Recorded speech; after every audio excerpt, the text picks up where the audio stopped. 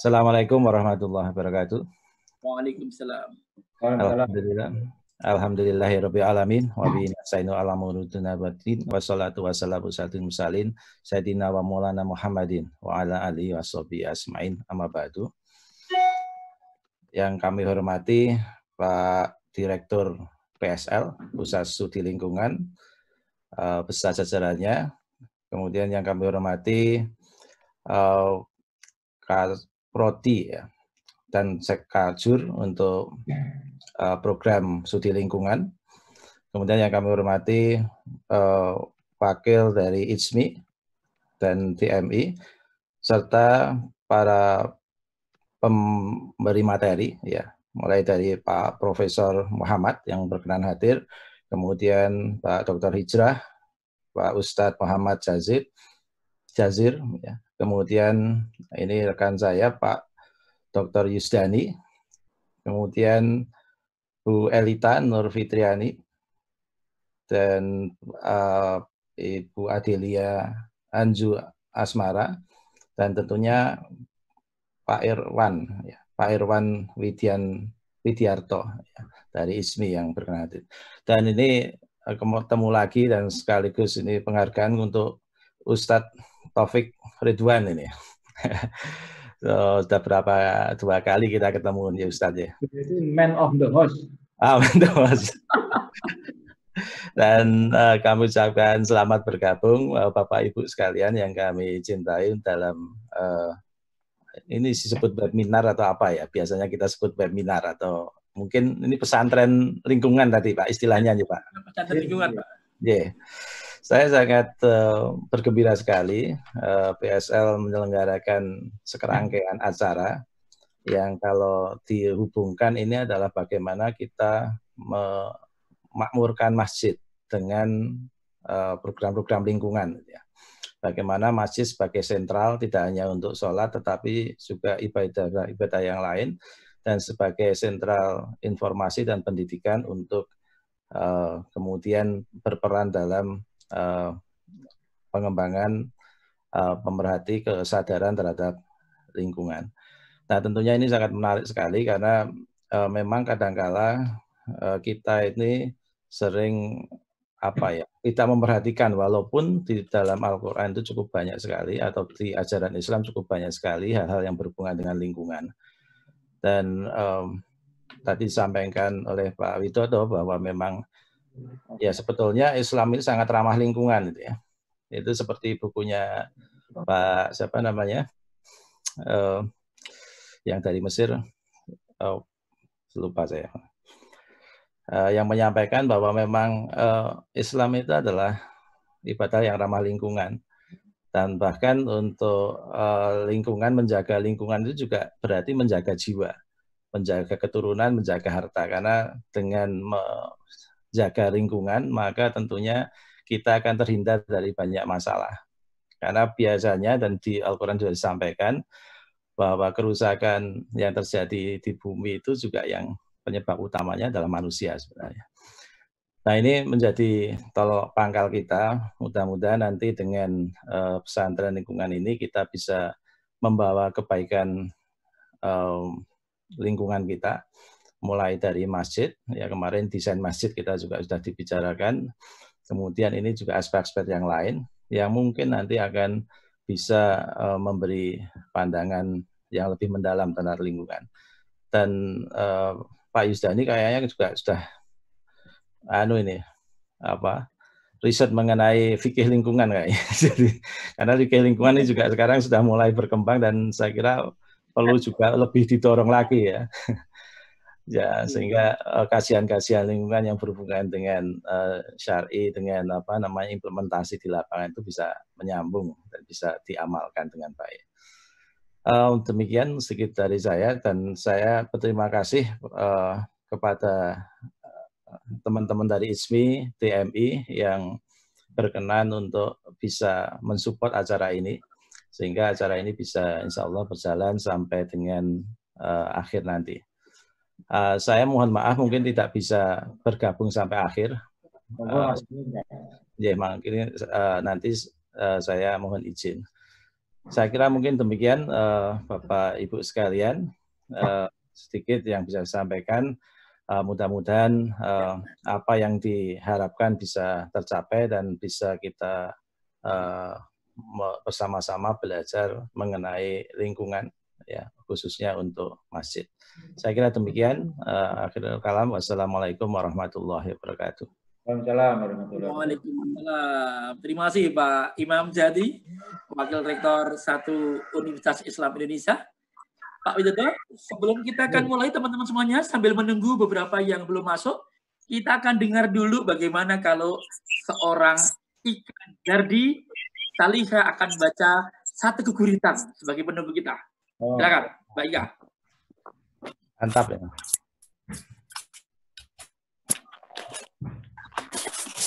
Yang belum bisa bahasa Jawa nanti saya terjemahkan. Merangkap, Pak. Assalamualaikum warahmatullahi wabarakatuh. Waalaikumsalam warahmatullahi Waalaikumsalam. Bisa dengar suara saya? Jelas, Bu. Jelas, Bu. Bagus. Ya. Baik, kok mendadak sekali ini, Pak?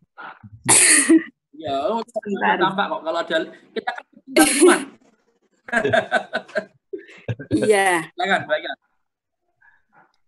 Sebentar, saya cari di... Sebentar ya, Pak. Ya, ini. Oke. Pagebluk dening Ika Zardi Saliha. Embun esuk anggantung pepucuk ing gegodhongan. Nalika pang-pang angkluh tumelung. Nanging umesing wiwit ilang ing pesuketan. Nora jumbuh ing kahanan rasa. Sewu angen ndak sigeg mandeg. Nalika kahanan kekalang akekuwung wisa ning donya. Angguyangake laku langgenging jaman. Pagebluk angepung wakul pinaya mangap senajan tan maujud tan kasat mripat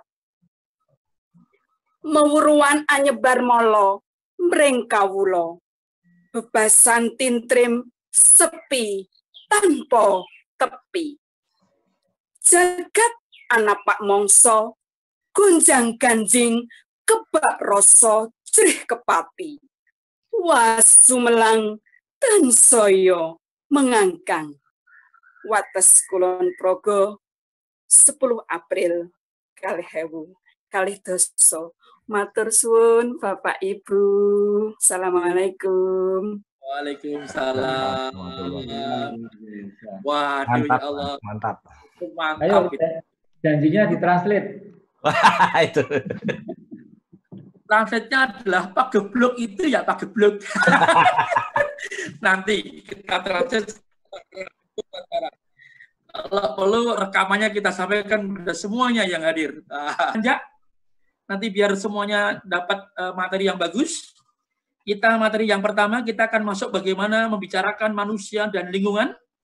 Ini nanti sekali lagi teman-teman yang mau juga akses via YouTube bisa juga di situ sudah kita sebutkan di message-nya.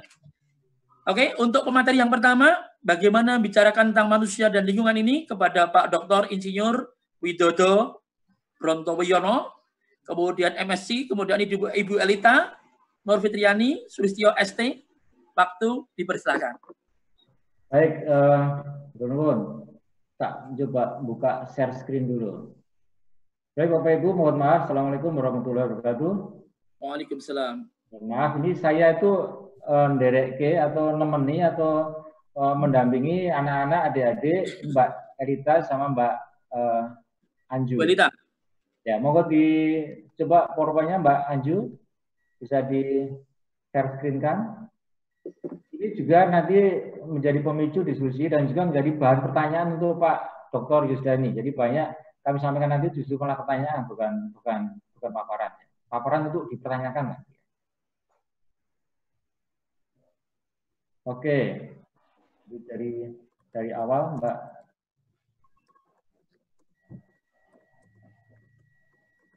Baik, Bapak Ibu nggak berarti ini sekedar refreshing saja, refreshing atau ya refreshing lah. Kira-kira Bapak Ibu sudah sering mendengar atau membaca atau mendiskusikan. Kita refreshing saja beberapa hal terkait dengan isu-isu lingkungan yang ada sampai saat ini. Oke, monggo Mbak, jalan Mbak. Ini yang buat Mbak Anju, ini Mbak Anju yang paling tahu ini. Monggo Mbak. Di next screen kan, di next layar kan, di next slide kan. Mbak Anju, Mbak Rita nih ya? Mbak Anju. Oh, belum kan? Ampun, Suaranya nggak begitu baik ya. Oke, bisa jadi next, pembuatan kamu. kenapa? Sudah bisa muncul Sudah. apa? Tapi PP. next, oke. Jadi ini ada pertanyaan, ada pertanyaan Bapak Ibu, Pak Dr. Yusdani. Sebenarnya manusia itu bumi diciptakan hanya untuk manusia atau bagaimana? Di antara manusia diciptakan hidup di bumi ya.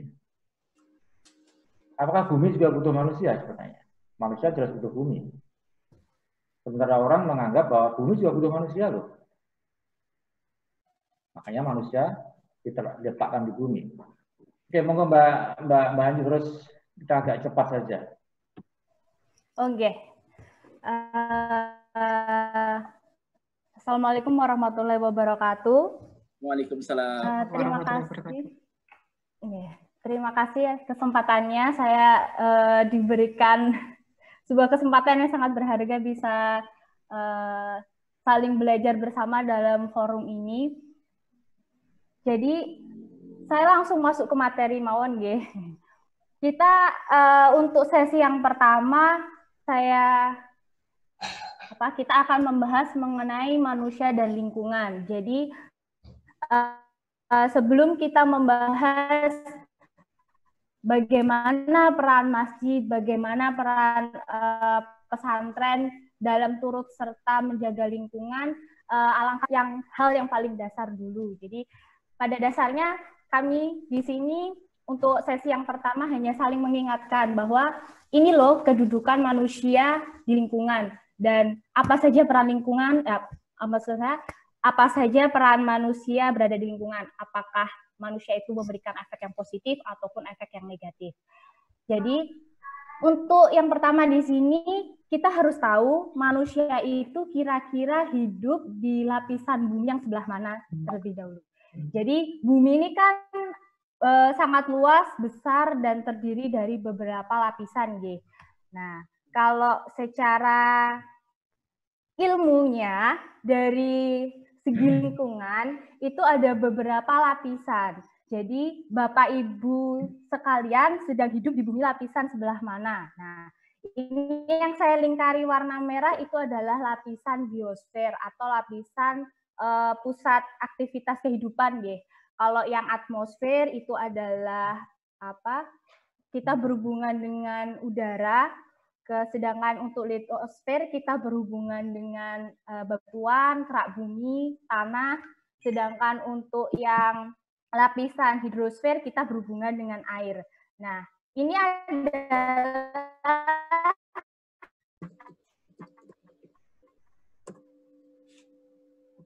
Kenapa, Mbak? Mbak Anju, suaranya agak kurang begitu bagus. Mbak Lita bisa bantu, suaranya agak kurang bagus, Mbak Anju. Lagi? Sudah. Oke. Sudah bagus. Oke. Saya tak mendekat saja. Nah, selanjutnya kita belajar dulu, kita flashback dulu. Kira-kira apa sih hakikat penciptaan manusia? Jadi kita dihadirkan di bumi ini sebenarnya untuk apa dan berperan sebagai apa gitu nggih. Jadi berdasarkan surat Al-Mu'minun dari ayat 12 hingga ayat 14 di sini pertama kali manusia itu diciptakan dari saripati tanah. Kemudian dari saripati tersebut kita jadikan sebuah air mani atau nutfah, kemudian disimpan dalam sebuah horor atau rahim. Selanjutnya dari proses inilah kemudian nutfah menjadi alaqah, mudghah, dan akhirnya menjadi sebuah insaf atau manusia. Nah, dari hakikat penciptaan manusia sendiri, kita pada hakikatnya sudah diciptakan dengan bentuk yang sebaik-baiknya menurut surat Tin ayat 4. Jadi maksud bentuk di sini entah itu bentuk fisik, entah itu bentuk akal dan sebagainya ya. Kita sudah dilengkapi perangkatnya. Diharapkan dari bentuk yang sebaik-baiknya ini kita dapat berevolusi. Jadi ini sebelah kanan bawah itu ada gambar evolusi manusia nggih.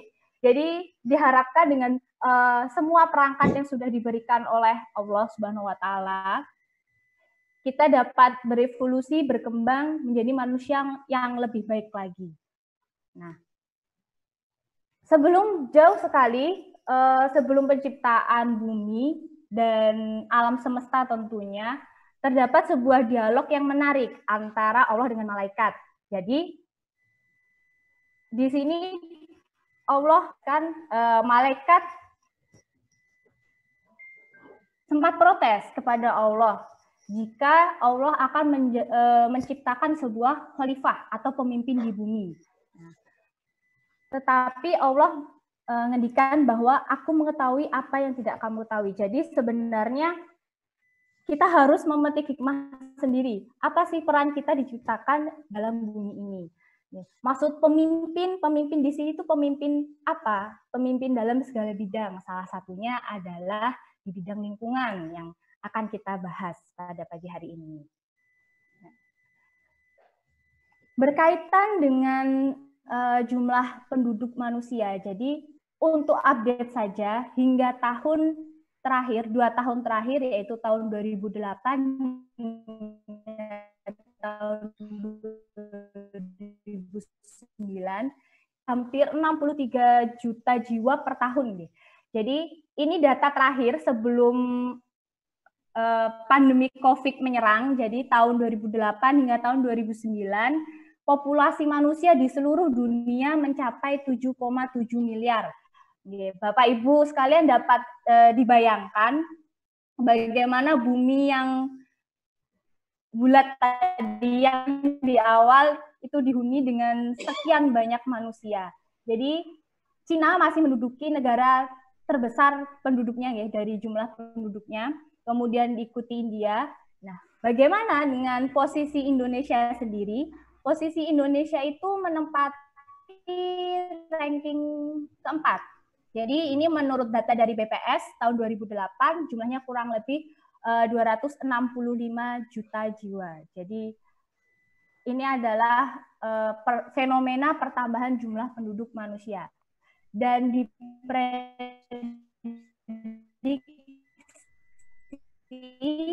hingga tahun 2000 mungkin setelah COVID ini berakhir, semoga segera berakhir, diprediksikan hingga tahun 2050 jumlahnya akan terus meningkat sampai dengan 9 miliar dan di akhir abad bahkan bisa mencapai 11 miliar. Nah, kita sebagai salah satu penduduk bumi, bagaimana sih, apa kira-kira efek pertambahan jumlah penduduk atau jumlah manusia tadi terhadap lingkungan? Nah, kita bisa lihat di sini ilustrasinya sekian banyak ini seperti, ngapunten, mohon maaf, ini seperti minuman dawet ya, jadi cendolnya sangat banyak sekali, tidak terhitung jumlahnya. Ini manusia ketika berkumpul dalam suatu lapangan mungkin ya, atau supporter kita bisa lihat di situ, bahwa ternyata manusia ini banyak sekali kalau kita kumpulkan dalam satu tempat seperti itu. Kemudian, menurut Bapak Ibu sekalian, kira-kira jumlah efek positif dengan efek negatif pertambahan jumlah penduduk terhadap lingkungan ini bagaimana? Ternyata ini animasinya sedikit salah ya. Jadi efek negatifnya itu seharusnya lebih berat.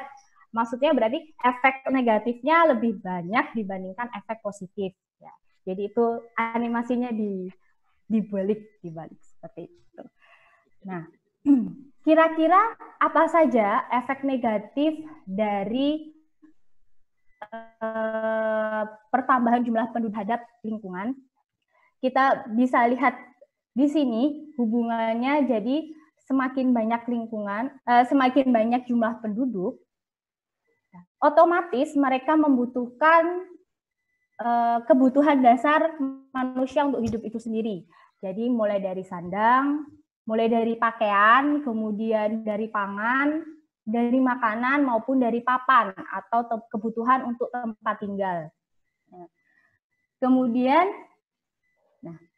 dari kebutuhan dasar ini manusia sedikit melunjak atau sedikit berlebihan perilakunya, yaitu mempunyai perilaku konsumerisme atau mengonsumsi yang berlebihan. Jadi baik dari segi sandang, papan maupun pangan.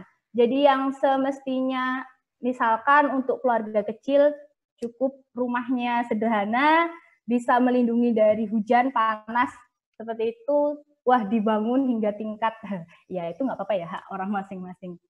Kemudian dari pangan yang semisal manusia itu cukup dengan 2000 kalori per hari, tetapi wah saya ingin beli ini, beli itu gitu. Jadi sedikit over. Begitu juga dengan sandang. Sekiranya pakaian yang masih layak, wah ada model terbaru nih, pasti kita tertarik untuk beli. Nanti tahun depan gaya tren pakaiannya berubah, gaya hijabnya berubah, kemudian gamisnya berubah, beli lagi gitu. Nah, itu adalah salah satu ciri dari perilaku konsumerisme. Nah, kemudian ada apa lagi hubungannya antara manusia ini dengan gaya hidupnya, yaitu gaya hidup yang antroposentris. Maksudnya antroposentris ini apa? Ini adalah sebuah filsafat atau sebuah filosofi di mana manusia itu sebagai sumber segalanya. Jadi entah itu kegiatan, entah itu sumber konsumsi dan lain sebagainya. Nah, terakhir di sini nanti yang akan dibahas pada sesi berikutnya adalah lemahnya iman. Jadi kita bisa lihat di sini ada dua istilah antara antroposentris dengan ekologisentris, di mana antroposentris itu adalah pemahaman manusia. Antro itu manusia atau penduduk. Jadi di mana manusia itu sebagai pusatnya. Sedangkan ekologisentris, ekologi itu berhubungan dengan ekologi atau lingkungan, aktivitas manusia ini. Nah, saya lanjutkan. Ternyata tadi kan kita tahu ya, di timbangan ternyata efek negatif dengan pertumbuhan jumlah penduduk manusia itu lebih berat, alias lebih banyak efek negatifnya ternyata dengan pertambahan jumlah penduduk dibanding dengan efek positifnya. Di sini pakai bahasa Inggris. Jadi beberapa contoh dari kerusakan lingkungan, fenomena environmental degradation. Jadi di sini kita tidak berusaha menakut-nakuti Bapak Ibu sekalian, tapi memang ini adalah sebuah fakta yang kami jabarkan. Ini sudah terjadi dan memang harus kita terima dan kita tindak lanjuti bersama. Nah, ini termasuk era krisis. Dari dulu memang kita sudah masuk krisis ya, apalagi sekarang ditambah dengan pandemi COVID, jadi krisisnya bertambah.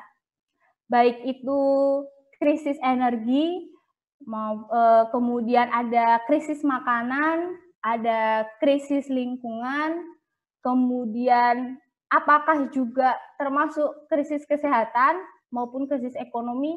Sepertinya kita sudah sebagian besar kita sedang mengalaminya. Dari poin 1, 2, 3 hingga 5. Nah, jenis-jenis kerusakan lingkungan banyak sekali Bapak Ibu, karena kita tadi manusia hidup ada di lapisan biosfer, di lapisan kehidupan makhluk hidup. Nah, kita pasti akan berhubungan dengan lapisan atmosfer, berhubungan dengan udara, kemudian kita berhubungan dengan air, kita berhubungan dengan tanah. Banyak sekali yang kerusakan yang timbul di sini. Jadi kita kerucutkan beberapa fenomena kerusakan lingkungan yang ada di dunia, bahkan di sekitar kita. Ini adalah salah satu yang sering terjadi, bahkan setiap hari ini terjadi di seluruh antero penjuru dunia. Yang pertama, jangan bosan-bosan dengan berita headline bahwa penebangan hutan atau deforestation ini terjadi. Jadi ya begitulah, demi memenuhi kebutuhan sandang, pangan maupun papan, kita butuh lahan untuk tempat tinggal. Mbak Anju bisa dipercepat nih. Oke, biar ngomong. Kemudian ada fenomena desertification. Di sini kita bisa lihat sekian ribu hektar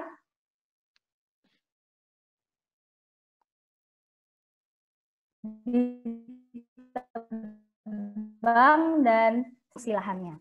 Kemudian dari efek dari situ apa? Kita bisa melihat keanekaragaman hayatinya menurun. Kita bisa lihat di sini ada orang hutan, statusnya sudah critically endangered atau sudah mendekati kepunahan.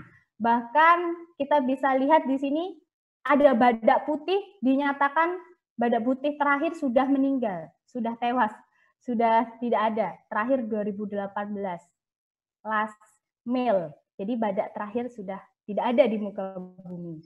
Kemudian kita bisa lihat dari sini, penurunan keanekaragaman hayati itu dari 5 faktor terbesar, sebagian besar disebabkan oleh aktivitas manusia. Jadi dari 5, 4 itu adalah disebabkan oleh manusia, dari alih fungsi lahan, pertanian konvensional, di mana tidak memperhatikan lingkungan, kemudian ada perubahan iklim, dan ekspansi kaum urban. Ya. Selanjutnya, monggo Bu Elita untuk melanjutkan. Terima kasih Bu Anju. Jadi di sini saya hanya akan menjelaskan terkait sedikit apa yang sudah kita lakukan terhadap lingkungan gitu ya. Jadi yang selanjutnya adalah pencemaran. Sebenarnya ini memang sudah sangat umum terjadi di sekitar kita. Jadi ketika kita beraktivitas, apapun aktivitas kita pasti nantinya akan mencemari.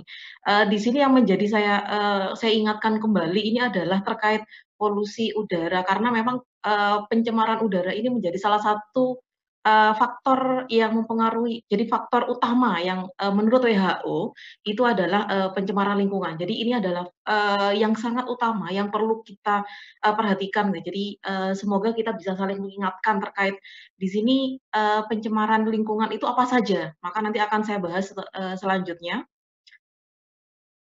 Di mana nanti yang memang lagi in ya di Jogja. Jadi di sini yang saya bahas lagi in saja, hanya sekilas saja terkait gimana kalau besok itu Piungan ditutup untuk selamanya gitu. Jadi nanti untuk detailnya akan dibahas oleh Pak Hijrah. Yang perlu saya ingatkan lagi itu Bapak Ibu harus mulai sadar gitu. Jadi kalau Piungan itu besok ditutup untuk selamanya itu bagaimana nasib kita? Itu yang akan perlu dipertimbangkan lagi kita yang tinggal di DIY gitu ya. Jadi itu. Kemudian selanjutnya adalah, inilah yang terjadi di Piungan. Jadi betapa banyak sekali sampah plastik yang ada di TPA, bahkan sampai sapi itu tidak ada makanan, yang dimakan itu ya sampah plastiknya itu gitu ya. Kemudian yang terjadi di sini adalah ketika ada pencemaran lingkungan, saya mengkhawatirkan, saya prediksikan bahwa ketika kita tidak memulainya dari sekarang, 10 atau 20 tahun lagi anak kita itu kalau mau berenang di sungai itu, ya dia itu saingannya dengan sampah gitu. Jadi yang harusnya kita kalau berenang itu bisanya di dalam kolam air, tapi ini isinya adalah kolam plastik. Karena memang kita tidak mau menjaga lingkungan kita. Jadi bagaimanakah dengan anak cucu kita nantinya? Jadi semoga ini menjadi pertimbangan bagi kita gitu ya. Bahkan hasil studi sudah membuktikan bahwa ikan sendiri itu sampai saat ini itu dia memakan plastik. Jadi ditemukan mikroplastik di dalam badan ikan yang sangat mengerikan sekali. Sampai tadi sapi makan plastik, kemudian di sini ikan memakan plastik. Apakah nanti kita akan memakan plastik juga gitu nantinya? Jadi jangan sampai itu terjadi. Kemudian Selanjutnya adalah kita kembali ke pencemaran udara. Pencemaran udara memang di sini banyak hal ya. Kalau kita sekarang itu tidak perlu menyalahkan industri ini kok membuang ini dan lain sebagainya. Karena pencemaran udara itu tidak hanya dari industri, dia bisa dari industri, kemudian transportasi, kemudian aktivitas kita pada umumnya memang akan mencemari bumi kita. Saya khawatir ini yang terjadi. Jadi misalkan 10 tahun lagi, 20 tahun lagi, jika kita tidak aware atau kita itu tidak sayang dengan bumi kita, maka yang terjadi adalah ini. Jadi ada orang gitu ya, dia membawa kendi gitu ya, terus kemudian dia itu membawa tanaman, di dalam kendi itu ada tanaman. Dia mengambil oksigen tuh ya dari tanamannya itu. Jadi kalau siang-siang dia berfotosintesis gitu ya. Jadi di sini dia akan menghasilkan oksigen. Jadi kita itu oksigen itu sampai bingung gitu, mau cari di mana? Di Mirota nggak ada jual oksigen gitu. Jadi lama-lama nanti kita itu yang produksi oksigen. Sampai di sini orang itu infusnya bukan infus makanan nih, vitamin, tapi infusnya adalah oksigen. Jadi 10 tahun lagi 65 juta ton ini isinya adalah CO2. Bayangkan kalau bumi kita itu isinya adalah CO2 semua. Kemudian kita itu mau hidup di mana gitu nantinya. Kemudian selanjutnya yang terjadi di sini adalah tadi kita bicara sudah pencemaran air gitu ya, kemudian pencemaran udara, di sini kita akan bicara pencemaran air. Di sini sederhananya seperti ini, ketika kita itu mau menggunakan kembali apa yang ada di bumi kita. Jadi ketika kita menggunakan air dalam tanah, bagaimana caranya kita bisa menggunakan air tanah itu misalkan digunakan untuk mandi, cuci dan lain sebagainya. Bagaimanakah caranya biar dia itu bisa masuk lagi ke tanah gitu. Jadi kalau misalkan di istilahnya Pak Widodo biasanya rainwater harvesting. Jadi kita memanen air hujan. Jadi kalau misalkan di rumah itu kalau bisa ya pakai talangnya kemudian dimasukkan lagi ke dalam tanah sehingga air tanah itu ya akan tercukupi. Kalau 5 tahun, 10 tahun lagi kita mengeksploitasi tanah tapi tidak ada input ke tanah ya kita tidak akan ada air yang tersisa. Kemudian yang terjadi di sini di dalam air tanah atau pencemaran air adalah Indonesia itu menjadi peringkat ketiga masih dalam kasus BAB sembarangan. Kemudian Sungai Citarum itu sendiri itu menjadi sungai pertama, bayangkan juara 1 untuk pencemaran sungai tercemar sedunia. Kemudian tahun 70 sudah diprediksikan bahwa jumlah biota air sudah menurun. Kemudian di sini data menunjukkan bahwa 8.000 anak itu mati hanya karena dia tidak memperoleh asupan air bersih yang cukup. Jadi 10 tahun atau 50 tahun lagi kita akan krisis air bersih gitu ya. Jadi semoga ini menjadi perhatian kita ke depannya nanti bagaimana. Kemudian di sini banyak hal yang terjadi. Ini adalah seorang beruang. Bayangkan saja beruangnya di sini sedih loh. Sedih kenapa? Karena tempatnya sudah nggak ada.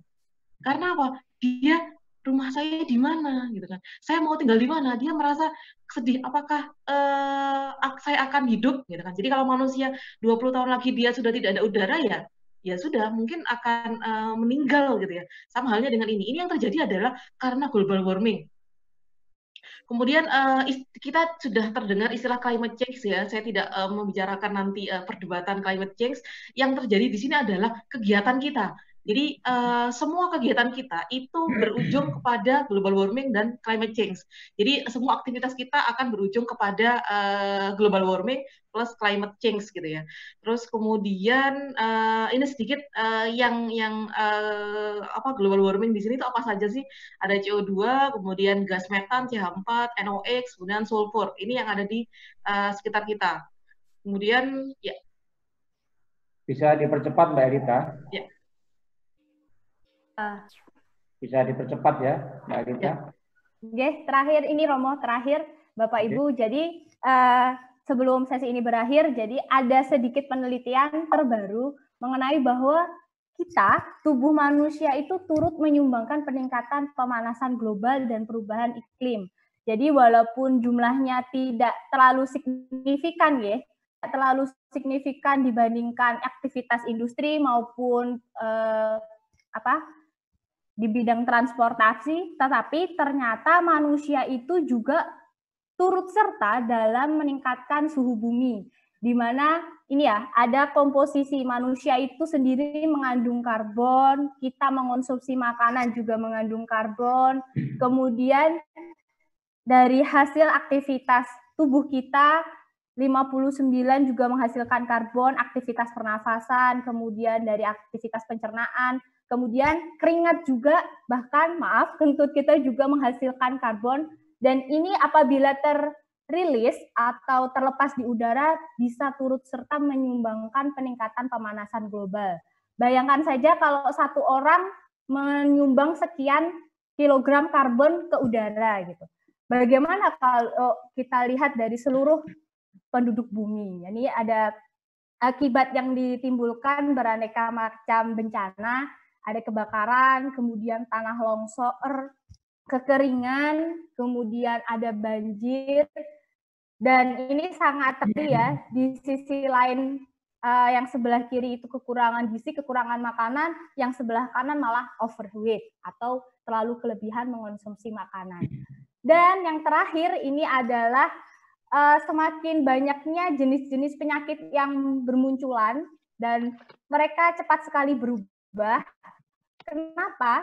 Mutasi itu maksudnya berubah penyakitnya. Karena akibat perubahan iklim dan kerentanan lingkungan. Jadi di sini sebagai penutup, ternyata di awal tadi ya, malaikat sudah protes pada Allah bahwa mengapa Allah menciptakan manusia tapi untuk menciptakan kerusakan di bumi.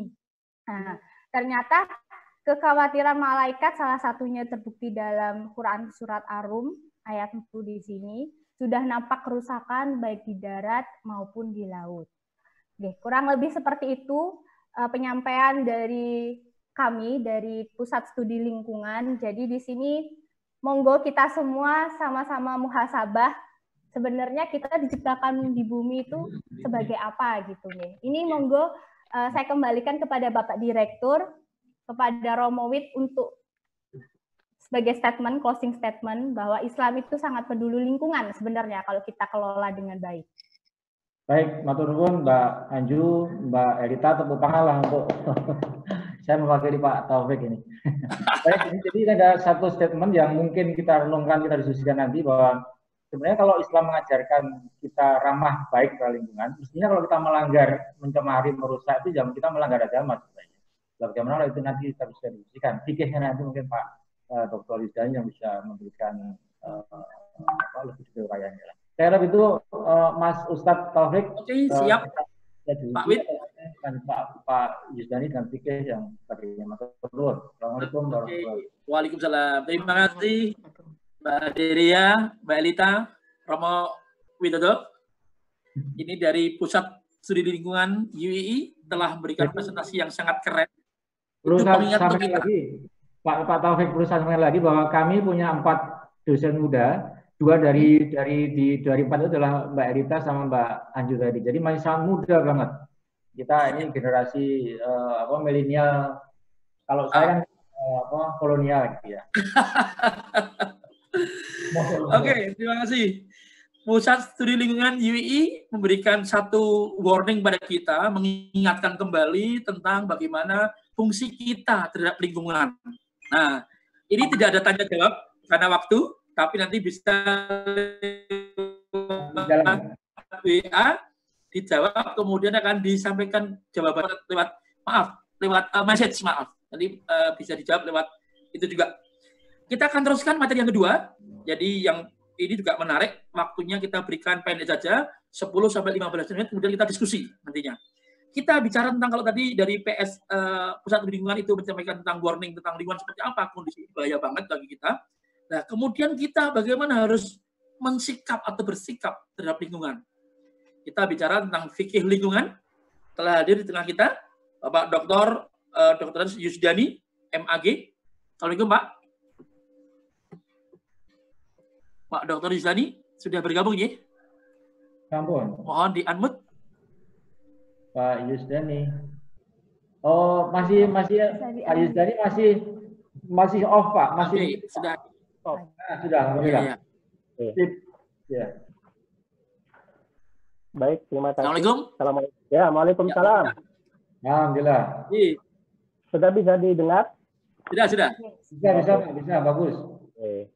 Assalamualaikum warahmatullahi wabarakatuh. Waalaikumsalam. Alhamdulillahirabbil alamin. Wassalatu wassalamu ala asyrofil anbiya'i wal mursalin Muhammadin wa ala alihi wa sahbihi ajma'in, amma ba'du.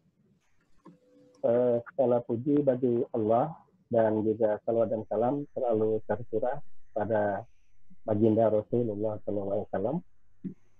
Dan pertama-tama saya mengucapkan terima kasih ya kepada Pak Dr. Widodo dan juga tim dari PSL dan juga Prodi Teknik Lingkungan yang hari ini kita bersama-sama sharing ya tentang rumusan fikih lingkungan itu seperti apa. Tadi sebetulnya materi-materi yang disampaikan sesi pertama tadi luar biasa, saya kira itulah data yang barangkali perlu kita baca dari perspektif fikih gitu ya. Kemudian terima kasih juga kepada Pak Taufik Ridwan selaku host ya, dan juga ISMI DIY, kemudian Dewan Masjid dan juga para peserta ya, baik dari pesantren maupun akademisi maupun juga dari para kader masjid gitu ya. Mungkin saya sedikit akan menyampaikan ini ya, slide sedikit ya. Bisa dibaca slide saya? Ya Pak, monggo Pak. Nah, jadi dalam bahasa fikih ketika kita berbicara tentang tentang lingkungan, itu yang populer itu adalah fiqhul bi'ah. Fiqhul bi'ah. Al-bi'ah itu artinya environment atau itu disebut dengan lingkungan gitu ya. Jadi fikih lingkungan. Nah, saya perlu informasikan sebagai pengantar gitu ya. Fikih lingkungan ini menurut saya masih belum banyak orang yang punya perhatian. Malah orang yang paling banyak perhatian gender, demokrasi, politik dan sebagainya. Tapi perhatian tentang lingkungan itu saya kira masih banyak yang belum begitu concern gitu. Mungkin saya tunjukkan misalnya di Indonesia, sependek yang saya tahu, di Indonesia itu baru 2 disertasi terkait dengan lingkungan. Yaitu disertasi Muhammad Mujiono yang dari UIN Semarang, pernah diundang oleh Pak Widodo ya, di ketika itu lembaga penelitian yang mengadakan seminar gitu. Nah kemudian satu lagi Muhammad Ghafir. Nah itu saya kira gambaran, berarti di Indonesia pun kajian-kajian tentang fikih lingkungan ini masih sangat langka gitu. Walaupun ada berbagai artikel ya, menurut saya itu cukup menarik, tetapi yang betul-betul konsen untuk menjelaskan fikih lingkungan masih sangat terbatas. Gitu. Nah, jadi saya kira itu informasi awal. Nah, kemudian tadi pertanyaan dari tim Pak Widodo ya, itu tentang fikih dan lingkungan ya. Saya kira tadi berkaitan dengan posisi manusia misalnya. Di sini barangkali kalau kita lihat ada dominasi cara pandang teologis. Ya. Dan ini yang sangat mempengaruhi perilaku umat Islam terutama. Nah, tadi ada disebut oleh Mbak yang presentasi tadi, ada yang dikatakan theosentris, ada ekosentris, ekologi sentris. Nah, sebetulnya ada satu lagi pandangan, yaitu adalah theosentris. Nah, saya kira ini persoalan. Jadi kita bagaimana cara pandang teologis itu yang perlu kita cari solusinya dalam konteks pengembangan kajian lingkungan, terutama dalam konteks itu. Nah, sekarang ini ada problema paradigm menurut saya terkait dengan fikih lingkungan, cara pandang teologis. Salah satunya begini, betulkah selama ini yang kita pahami bahwa manusia itu mikrokosmos atau makrokosmos? Nah, saya khawatir kita selama ini sebetulnya ada persoalan dalam memahami. Manusia itu kan selama ini diposisikan sebagai mikrokosmos. Tapi ternyata setelah didapatkan data-data tadi, menurut saya justru itu menjelaskan manusia bukan mikrokosmos. Justru manusia menjadi makrokosmos. Nah, barangkali ini paradigma atau paradigm seperti ini perlu kita renungkan kembali, berkontemplasi bersama. Sebetulnya posisi manusia di alam ini apakah dia makrokosmos atau mikrokosmos? Nah, selama ini kan teori yang paling banyak kita pahami adalah manusia mikrokosmos, alam itu makrokosmos. Tapi faktanya justru sebaliknya, gitu ya. Nah itu. Nah kemudian kalau kita berbicara tentang sisi lingkungan, ya, paling tidak barangkali itu ada tiga hal. Ada tiga hal. Ada yang kita sebut dengan anatomi lingkungan. Nah, anatomi lingkungan saya kira ruang lingkup, masalah sungai, masalah hutan, masalah kebersihan udara dan sebagainya itu adalah bentuk yang kita sebut dengan apa namanya kajian sisi lingkungan dari bersifat anatomi. Jadi anatominya gitu. Nah, kemudian yang kedua, sisi lingkungan juga perlu merespon persoalan pemanfaatan dan pengelolaan lingkungan. Yang ini saya kira tadi yang ditanya oleh apa namanya yang tadi dilontarkan oleh timnya Pak Widodo ya. Jadi posisi manusia sebagai khalifah itu, ya, khalifah itu. Nah, selama ini menurut saya kajian tentang khalifah itu banyak bernuansa politis, tapi bukan bernuansa sosio-antropologis atau budaya. Nah, barangkali dalam konteks sisi lingkungan ini kita perlu mengkaji khalifah atau khilafah dalam bahasa yang lain. Itu perspektifnya adalah sosio-antropologis dan juga culture atau apa namanya budaya. Itu saya kira perlu kita kaji lebih lanjut. Nah, berikutnya yang tidak kalah pentingnya adalah pemulihan dan rehabilitasi. Nah, saya kira jadi pokok bahasan sisi lingkungan ini kalau kita baca ada tiga hal ini. Nah, coba kita bandingkan misalnya dengan Undang-Undang Nomor 32 Tahun 2009 misalnya. Nah, di sini kalau kita lihat di sini di Undang-Undang Nomor 30 Tahun 2009 ada 6 hal terkait dengan persoalan lingkungan.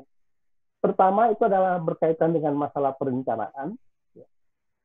Kemudian yang kedua berkaitan dengan masalah pemanfaatan. Kemudian pengendalian, pemeliharaan, pengawasan, dan penegakan hukum. Nah, jadi ada 6 hal, tapi kalau kita ringkas menjadi 3 hal tadi. Ya, 3 kali kalau perspektif itu bisa kita ringkas. Nah, inilah barangkali persoalan yang sedang kita hadapi. Dan saya sangat tertarik dengan presentasi pertama tadi, karena itu gamblang betul.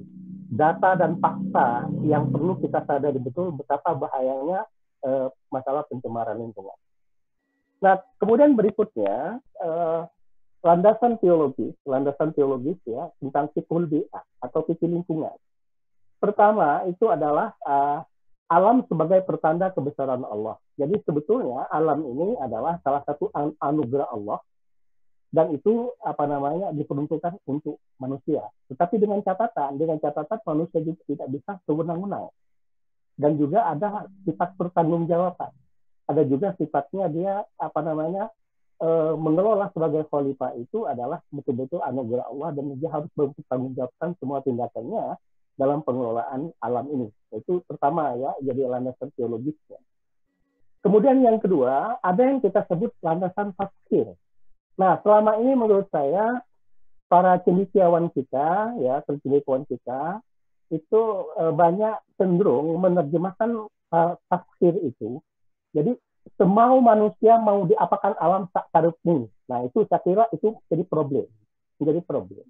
Nah, padahal kalau kita kaitkan dengan poin pertama yang kita sebut alam sebagai pertanda kebesaran Allah, tafsir di situ artinya di situ bahwa apapun kita mengelola alam harus bertanggung jawab dan apapun yang kita lakukan harus kita pertanggungjawabkan secara teologis.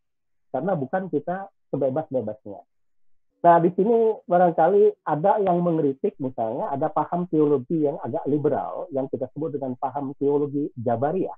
Jabariyah itu tak karepku gitu kan, seolah-olah Tuhan itu sudah pensiun gitu. Jadi seperti itu sudah tidak ada Tuhan, pokoknya tak karepku. Nah, dampak ini barangkali ke depan kita perlu memformulasikan ulang atau mereformulasikan sebetulnya ekoteologi ke depan itu seperti apa. Dan inilah barangkali salah satu jadi dari dasar visi lingkungan, visi yang ramah lingkungan gitu ya. Nah, berikutnya yang ketiga tadi yang sudah ditanya juga oleh timnya Pak Widodo, itu sebetulnya jika orang tidak melestarikan dan juga mengelola lingkungan secara bertanggung jawab, itu berarti kufur bi'ah. Kufur lingkungan itu, termasuk orang yang kufur lingkungan atau kafir terhadap lingkungan.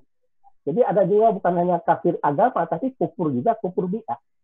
Nah, kufur bi'ah itu pertanggungjawabannya luar biasa, berarti dia tidak bertanggung jawab dan juga tidak mengelola alam atau mengelola lingkungan sesuai dengan mandatnya sebagai khalifah Allah di muka bumi. Gitu ya. Nah, berikutnya yang perlu saya sampaikan kategori relasi manusia dan alam ya. Tadi saya kira sudah kita jelaskan. Di dalam konsep Islam, saya kira tadi Pak Widodo juga dengan timnya sudah menjelaskan. Saya hanya menimpali saja.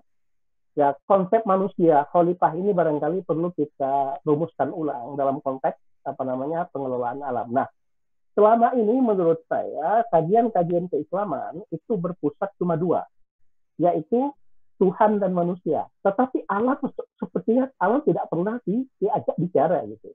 Nah, maka di sini barangkali kita harus membuat semacam sudut segitiga itu ada Allah, kemudian ada manusia dan alam. Itu perlu ada sinergi atau harmonis, bukan kontradiksi. Nah, oleh karena itu disinilah barangkali tantangan kita, pandangan-pandangan keagamaan kita juga dalam konteks masalah lingkungan ini saya kira masih menjadi persoalan, ya, menjadi persoalan. Nah, kemudian yang ketiga kategori relasinya adalah i'mar atau pemakmur bumi, pemakmur alam. Nah, barangkali kalau kita mengatakan konsep fikih rahmatan lil alamin, ya ini adalah yang ketiga ini. Manusia itu posisinya adalah i'mar atau pemakmur bumi. Nah, pemakmur bumi ini barangkali yang menjadi tantangan kita sekarang, ya. Jadi saya kira itu kategori relasi dari manusia dan alam gitu ya. Nah, kemudian landasan metodologis fiqhul bi'ah. Tadi Pak Imam Jati ketika membuka acara kita, beliau mengutip itu pendapat dari Profesor Dr. Yusuf Qaradawi ya. Yusuf Qaradawi dalam bukunya Ar-Ri'ayah al-Bi'ah fi Syari'atil Islamiyah. Itu nah. Jadi teori dari Yusuf Qaradawi tentang pemerhatian atau pengelolaan lingkungan itu yang sekarang ini sedang dalam studi Islam sedang banyak dibahas tentang masalah maqasid syariah. Yang dalam bahasa singkatnya adalah kemaslahatan, ya, kemaslahatan. Yang kita sebut maqasid syariah. Nah, ternyata kalau kita kaji kerusakan lingkungan itu terkait kepada 5 poin ini. 5 poin ini. Artinya begini, kadang-kadang kita tanya misalnya, di mana posisi memelihara lingkungan dari 5 poin ini? Itu kan sebetulnya ada yang memelihara agama, memelihara kehidupan, memelihara akal, memelihara keturunan, memelihara kesejahteraan. Serta kalau kita kritisi, kita studi lebih detail, lebih rinci, ternyata lingkungan itu terkait dengan 5 poin itu. Contohnya tadi saya kira misalnya di daerah Piungan, kalau sampah menumpuk begitu, orang mau ibadah di situ kan luar biasa, bau. Kalau bau itu kan nggak lucu ibadahnya. Itu salah satu contoh konkret. Gitu ya. Nah, kemudian juga tadi contoh misalnya orang oksigen dia kemana-mana bawa alat itu adalah terkait dengan poin yang kedua. Nah, kemudian bagaimana kita mau mengembangkan kebudayaan yang sehat dan sebagainya, itu termasuk kepada poin yang ketiga. Kalau lingkungan kita tercemar, dan juga tadi misalnya bayi yang persoalan dia tidak bisa memperoleh air yang bersih, nah itu termasuk kepada poin yang keempat. Nah, yang lainnya juga ada perlindungan pada kesejahteraan. Nah, ternyata kalau kita kaji, ya landasan metodologis ini barangkali ini tantangan bagi teman-teman yang konsen di fikih. Fikih sekarang itu menurut saya perlu dikembangkan lebih ke depan dan harus berkolaborasi dengan ilmu-ilmu yang terkait, terutama dalam bidang fikih lingkungan. Mutlak harus bekerja sama dengan teman-teman yang memang studi lingkungan atau juga di teknik lingkungan. Tidak bisa tidak. Nah, jadi rumusan fiqhul bi'ah kita itu adalah multidisipliner minimal. Dan yang idealnya adalah transdisipliner. Nah, fikih ke depan itu menurut saya fikih yang berorientasi transdisipliner. Bukan hanya inter atau multi, tapi idealnya adalah transdisipliner. Nah, oleh karena itu saya selaku Kaprodi S3 Pak Widodo dan teman-teman di PSL, mungkin kita pada suatu saat mungkin perlu ada semacam kerjasama ya. Okay. Kerjasama itu dalam bidang riset, kemudian kita mungkin kalau bisa kita buat buku semacam buku antologi atau book chapter writing ya, book chapter writing kita sebutkan bersama. Sehingga bagaimana sudut pandang agama dengan sudut pandang lingkungan itu bisa biar sinergi gitu ya. Saya kira saya tuh berkeinginan juga UII harus mengambil garda terdepan dalam konteks ini, karena menurut saya banyak pakatnya di teknik lingkungan gitu ya, sehingga kita bisa mengklaim sisi lingkungan mazhab UII tapi ke depan itu. Saya berharap seperti itu. Siap, ya Allah. Jadi itu ya maqasid syariah. Nah, kemudian yang tidak kalah penting juga di sini kalau kita kaji lebih lanjut. Nah, di sini yang ingin saya sampaikan, ternyata fikih lingkungan yang hendak kita rumuskan itu harus bersifat hukum protektif transformatif, tidak lagi bersifat hanya semata-mata normatif. Nah, selama ini kesan saya, mengapa fikih itu dalam arti kurang responsif, karena menurut saya di samping cara berpikir fikih itu kurang terbuka, kemudian juga body of knowledge dari fikih lingkungan ini saya kira perlu kita bangun bersama gitu ya. Kalau tidak, menurut saya adalah nanti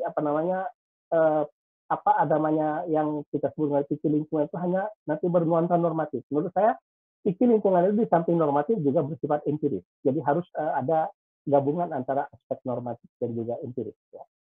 Nah, oleh karena itu disinilah barangkali sebagai pengenalan bagi kita semua ya. Jadi fiqhul bi'ah ini adalah sebuah jawaban kita selaku umat Islam untuk merespon persoalan-persoalan lingkungan hidup yang ada di masyarakat sekarang. Dan memang sekali lagi isu lingkungan ini ya tadi sudah disampaikan oleh timnya Pak Widodo, itu menjadi semacam isu global, juga isu nasional dan juga isu lokal. Gitu ya. Nah, ada problema lagi barangkali yang perlu juga kita lihat. Kita mungkin perlu juga mengkritisi Undang-Undang Nomor 32 tahun 2009. Saya kira teman-teman Fakultas Hukum pada saat itu kita ajak bicara itu. Gimana mengkritisi undang-undang dari perspektif ilmu hukum. Karena kalau kita baca, kita teliti pasal per pasal itu, pada akhirnya kalau kita ambil secara asumtif, yang diuntungkan itu kan corporate, yang diuntungkan corporate dalam Undang-Undang Nomor 32 tahun 2009. Dan sanksi itu luar biasa susah untuk ditentukan sanksi. Saya kira di Indonesia banyak kasus, misalnya kasus yang di Jawa Timur itu ya, yang pengeboran itu yang berdampak luar biasa. Akhirnya kan yang bersangkutan tidak mau bertanggung jawab, akhirnya negara yang pasang badan. Itu saya kira itu kasus-kasus yang luar biasa menjadi problema kita bersama. Gitu. Nah, jadi saya kira ini yang barangkali yang bisa kita sharingkan ya. Dan saya sebetulnya justru saya mau belajar dari forum ini, banyak data, banyak informasi yang luar biasa menurut saya luar biasa ya mengapresiasi. Nah, kemudian barangkali sebagai akhir dari slide saya, ini saya nggak begitu paham ya, mungkin paham lah, tapi saya baca terjemahnya saja gitu ya. Jadi barangkali kalau kita sepakat dengan fikih protektif ya, tentang fikih lingkungan protektif, maka di situ pendekatannya kita bisa pendekatan agama, pendekatan budaya, ya, pendekatan yuridis, ya, juga pendekatan kearifan lokal. Nah, penutup ini saya tampilkan itu mungkin kearifan lokal, tapi dalam sekali maknanya. Jadi ajaran hidup jadi memayu hayuning bawono ambaresto dur angkoro. Ya. Nah, jadi ini barangkali sebagai kunci dari uraian slide saya, sebagai penutup dari slide saya. Ajaran hidup bahwa manusia di dunia ini harus mengusahakan keselamatan bersama, kebahagiaan bersama, kesejahteraan bersama, memberantas sifat angkara murka, serakah, dan tamak. Saya kira ini yang bisa saya sampaikan sebagai pengantar diskusi ya. Dan saya tentunya bukan ahli fikih lingkungan, bukan, tapi saya pengamat saja. Dan sebenarnya sudah lama Pak Widodo, saya tuh mau menulis fikih lingkungan ini, tapi belum selesai juga gitu ya. Nah, mungkin pada satu saat bisa kita diskusi, mungkin juga pada saat Pak Widodo dan timnya kita undang untuk diskusi untuk memperkaya isi rencana buku itu. Saya kira itu yang bisa saya sampaikan. Dan waktu saya kembalikan kepada Oke. Assalamualaikum warahmatullahi wabarakatuh. Waalaikumsalam. Pak Yuziani, terima kasih sekali sudah menyampaikan beberapa ungkapan atau presentasi berkaitan dengan lingkungan, berkaitan dengan ilmu fikih. Tapi Pak, sebelum ini langsung saya bacakan dulu pertanyaan Pak. Ada yang bertanya lewat itu? Ya.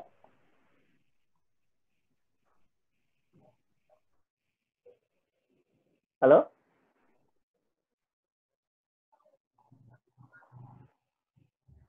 Pak Taufik.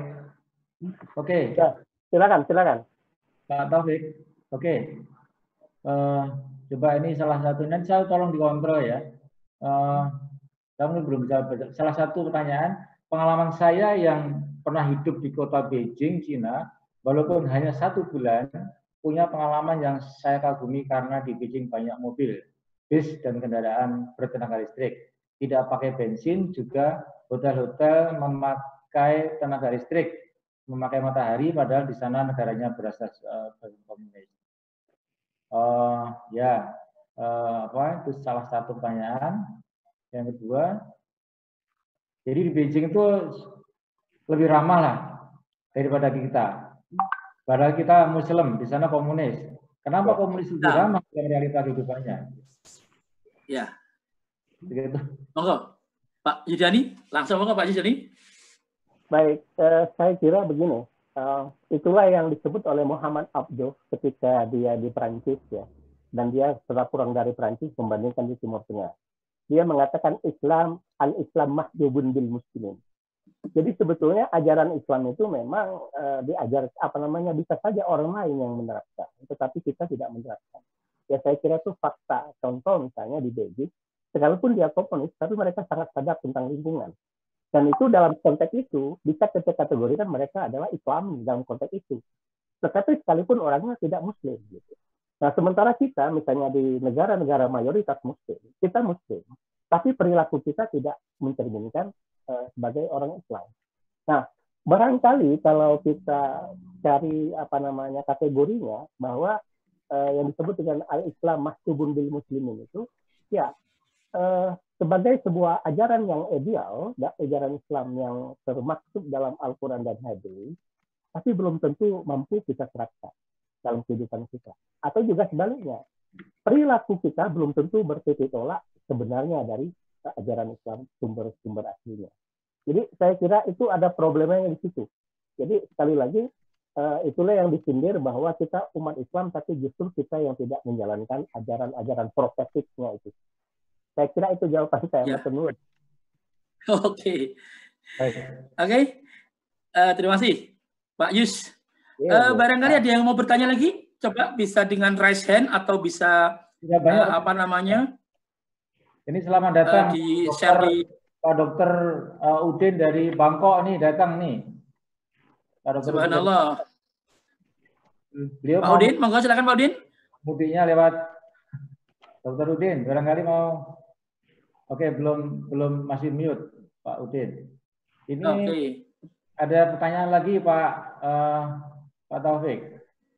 Iya. Semakin menipisnya lahan produktif sawah yang beralih fungsi menjadi lahan perumahan, pabrik dan sebagainya. Bagaimana solusi tata kelola lahan produktif yang semakin punah? Jadi ini memang problem besar di kita. Kita kan tadi Mbak Anju sudah sampaikan bahwa sekarang tren urbanisasi itu sangat meningkat. Bahwa sekarang penduduk urban itu lebih tinggi daripada penduduk rural secara global. Dan urbanisasi berarti akan memakan banyak lahan produktif sawah terutama. Kami pernah meneliti di daerah Jogja, Bantul, Sleman, itu kita teliti 15 tahun yang lalu, itu diperkirakan kalau tidak ada pengelolaan dengan baik, maka sawah di Bantul dan Sleman itu akan habis 2032 kalau tanpa manajemen yang baik. Karena relatif lajunya bukan main, dan sekarang dengan sering munculnya bencana itu bisa mengerem sebenarnya. Jadi bencana itu ada blessing in disguise juga ya untuk lingkungan sebenarnya. Gunung Merapi meletus, mandeklah aktivitas pembangunan di daerah Sleman. Tapi begitu lama lagi, lupa lagi dan pesat lagi. Tata ruang kita memang belum sudah baik di plannya, tapi implementasi masih juga belum baik. Jadi masih banyak hal yang seperti tadi Pak Yudhani sampaikan bahwa hukum yang perlu diperkuat lagi bagaimana implementasi. Dan juga mungkin dulu kita pernah konsepkan juga dengan istilahnya insentif disinsentif, tapi juga belum begitu bisa jalan dengan baik lah. memang dibandingkan dengan negara lain yang lebih duluan mengelola, kita memang masih kalah jauh untuk aplikasi penerapan regulasi tata ruang. Kalau daerah itu coklat ya di sini coklat, kalau yang hijau ya tetap mestinya hijau. Berubah dari hijau ke coklat itu bukan hal yang sangat sulit sekali lah dilakukan. Kalau kita kan hijau ya coklat gampang banget lah. Ya. Itu problem kita. Ya, ini Pak Saifuddin sudah sudah aktif. Pak, selamat datang juga Pak Jajir tadi udah rawuh, Pak Jajir udah rawuh dan juga. Oke, Pak Saifuddin. Halo? Ada yang bertanya Pak Saifuddin dulu? Mau bertanya? Silakan Pak Saifuddin, bisa dibantu oleh adminnya, unmute. Monggo Pak Dokter.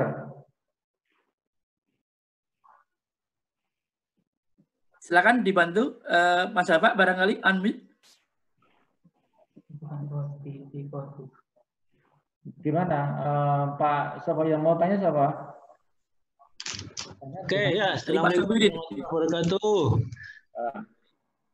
Sudah. Salam sejahtera, sehat selalu, mudah-mudahan. Mudah-mudahan dapat Lailatul Qadar. Amin. Ya, saya pikir memang ini ahli-ahli lingkungan harus berani bersuara lebih lantang dan gerakannya harus kuat dalam konteks politik untuk mengawal semua lah. Kita tinggal di situ tempat yang sama, kalau lingkungannya tidak aman ya safety kita jadi rusak semua. Jadi menurut saya memang kalau dari kajian saya di kedokteran, memang kita juga individu kan menyumbang juga untuk kerusakan lingkungan. Karena apa? Kita memproduksi CO2. CO2 yang dihasilkan oleh kita aja, organisme itu juga tinggi sekali sebenarnya. Jadi kalau kita belajar dari kasus ini COVID kemudian menurunkan banyak polusi, ya laporan mengatakan 5-7% terjadi penurunan polusi oleh CO2 karena transportasi yang dibatasi dan sebagainya. Tapi sebenarnya yang paling besar kontribusi dari organisme sendiri yang juga menghasilkan CO2 yang tinggi juga. Jadi artinya bahwa pembangunan itu memang harus ada penawar untuk mengimbangi peningkatan CO2 itu. Bagaimana paru-paru kota, paru-paru di lokasi-lokasi tempat tinggal dan sebagainya harus dipertahankan. Sementara untuk pertimbangan ekonomis lebih diutamakan sehingga paru-paru itu menjadi dikorbankan begitu. Nah, jadi masalahnya adalah kemudian bagaimana ini gerakan kita ini untuk melawan atau mengimbangi emisi CO2 ini yang oleh Bill Gates itu sudah sedemikian mengerikan sekali sehingga sampai idenya itu kan membatasi populasi. Karena populasi kalau tidak dikendalikan, ya istilah kasarnya pertumbuhannya begitu cepat, kita sendiri daya dukung lingkungannya semakin menurun. Nah ini kan logis juga sebenarnya membatasi populasi, cuman gimana yang etis dan bagaimana kemudian diterima oleh setiap orang yang sejalan dengan ajaran agama, moral, supaya tidak terkesan itu seperti memilih orang-orang tertentu yang hidup di dunia ini begitu. Jadi ini harus komprehensif kajiannya. Mungkin dari pihak lingkungan, dari kajian lingkungan sebenarnya memang betul tidak sih kontribusi CO2 tertinggi itu memang dari produk dari organisme gitu. Karena penelitian yang saya ikuti dari beberapa peneliti itu faktor lingkungan hanya sekian persen, faktor transportasi sekian persen. Apalagi dengan COVID sudah jelas 5-7% menurun CO2-nya. Ini cuma sedikit sekali.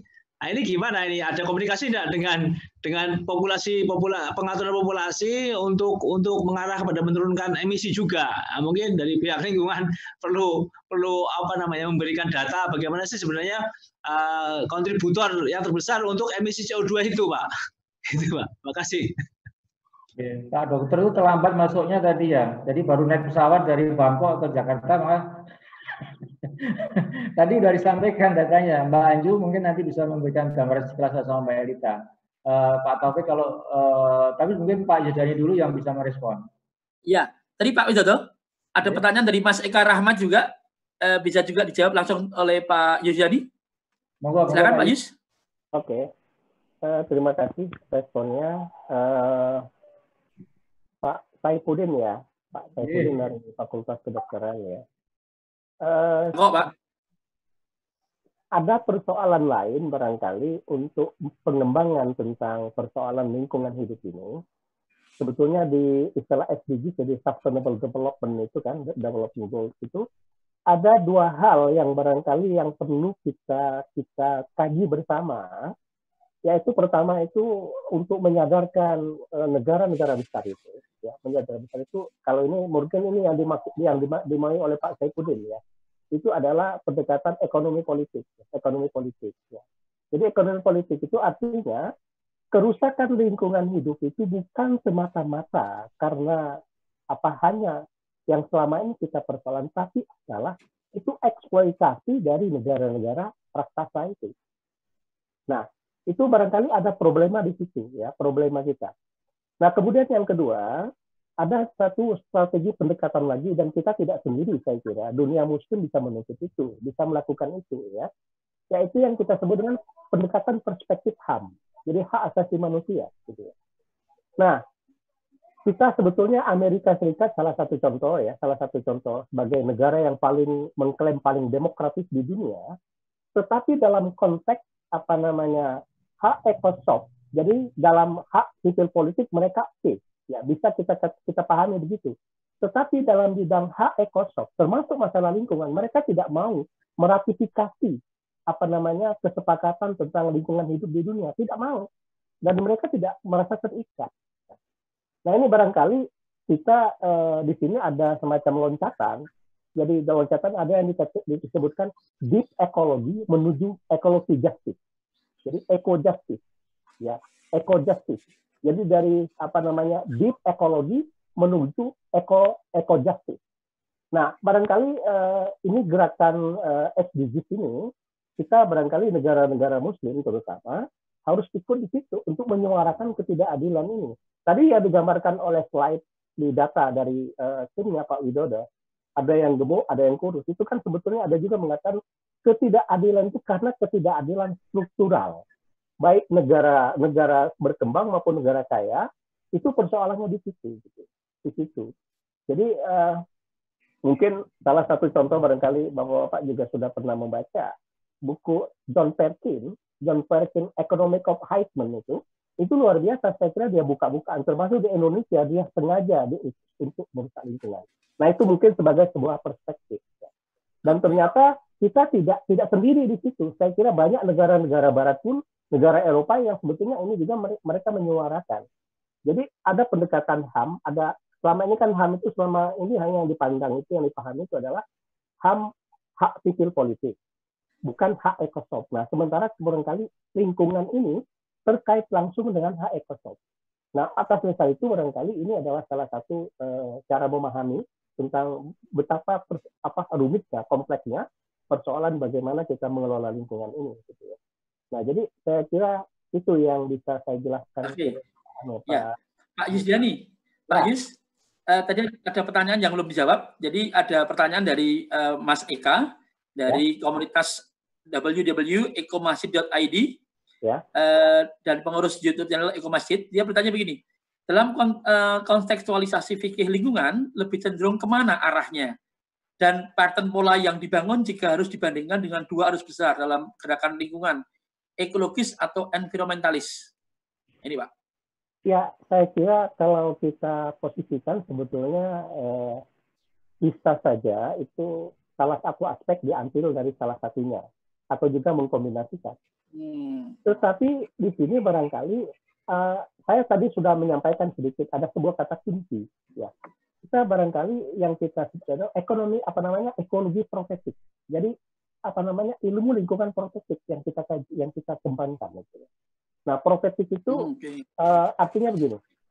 Umat Islam dengan dasar Al-Quran dan hadis dan juga hazanah yang ada itu perlu merumuskan kembali panduan-panduan etis normatif, dan itu dijadikan sebagai panduannya untuk menjelaskan dan juga mengakomodasi dan merespon persoalan-persoalan empiris dalam bidang lingkungan.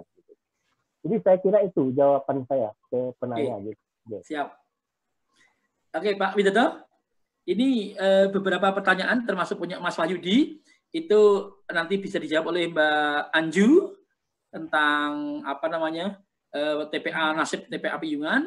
Kemudian tadi ada fikih pertanyaan dari Pak Yaki tadi udah bagus, monggo. termasuk nanti bisa dijawab oleh Pak Yus. Bapak Ibu, masih ada waktu 2 menit lagi. Kita bicara tentang fikih perempuan. Kok fikih perempuan? Fikih lingkungan.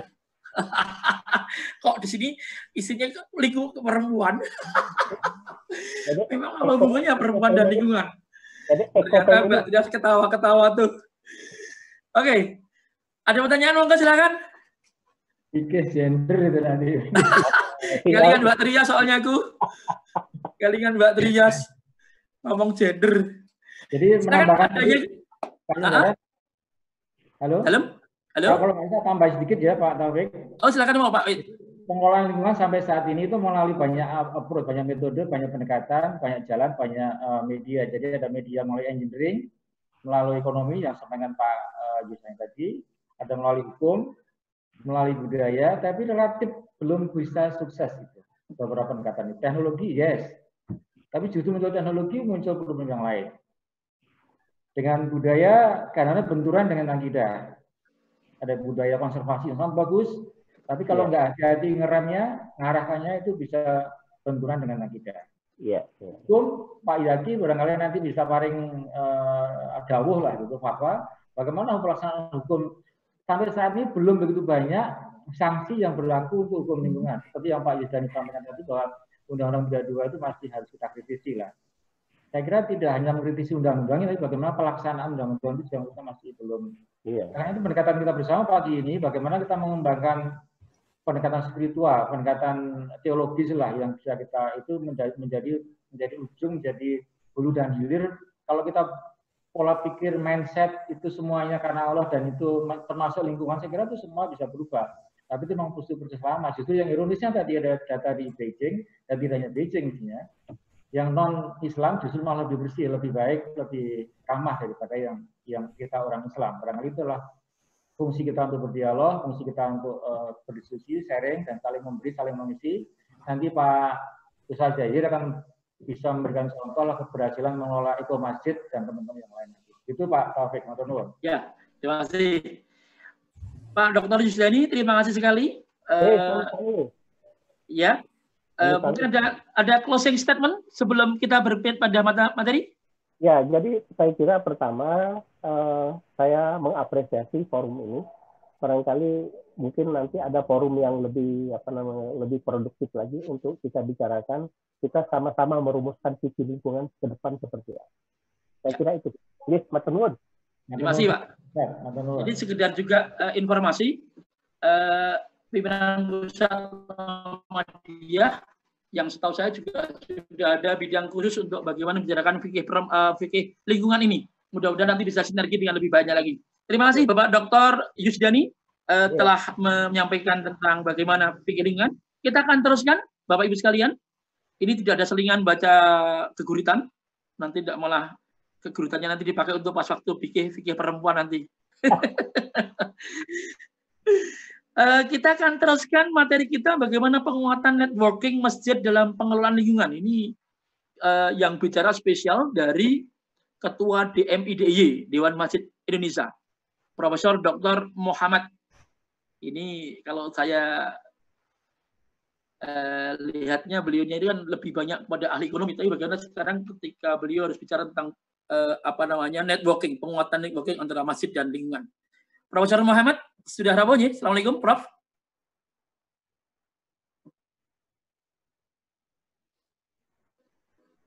Bagaimana, Mas Bapak? Bisa di-mute kan? Bisa unmute? Profesor Dr. Muhammad. Belum di-unmute. Assalamualaikum. Assalamualaikum, Prof. Alhamdulillah. Alhamdulillah. Kita kali ini nggak bicara tentang ekonomi keuangan, karena kalau bicara uang deket-deket dengan Lebaran itu agak sensitif soalnya. Iya. Oke, Prof, monggo. Waktunya barangkali 10-15 menit, kemudian nanti banyak dialognya, Prof. Ya, Assalamualaikum warahmatullahi wabarakatuh. Waalaikumsalam. Ya, alhamdulillah, syukurillah, la haula wala quwata illa billah. La ilaha illallah wahdahu la syarikalah wa asyhadu anna Muhammadan abduhu wa rasuluh la nabiyya ba'dahu. Allahumma shalli wa sallim ala sayyidina Muhammad wa ala alihi wa sahbihi wa mawalah. Rabbi shrah li sadri wa yassir amri wahlul 'uqdatam min lisani yafqahu qawli. Yang saya hormati Pak Dr. Widodo Brotowiyono dan tim, Pak Dr. Yusdani, Pak Dr. Hijrah Purnama, Ustadz Jazir yang saya hormati, dan teman-teman peserta acara kita pagi hari ini. Alhamdulillah pada kesempatan kali ini kita diajak bicara hal yang ya jarang dibicarakan di dalam forum, utamanya kaitannya dengan yang saya urusi ya di Dewan Masjid. Ya meskipun gerakan yang namanya Eko Masjid sudah menggulir beberapa tahun yang lalu ya. Nah, pada kesempatan kali ini kita akan lebih fokus dan mungkin memformulasikan apa yang bisa kita lakukan ke depan terkait dengan perkembangan dunia dan juga pencemaran lingkungan yang ada di sekitar kita, yang datanya tadi sudah disampaikan oleh timnya Pak Widodo yang luar biasa. Nah, saya pada kesempatan kali ini sesuai dengan permintaan panitia, saya harus menyampaikan topik tentang penguatan networking masjid dalam pengelolaan lingkungan. Ya, Bapak Ibu yang saya hormati, sebentar saya bisa dilihat tayangan saya.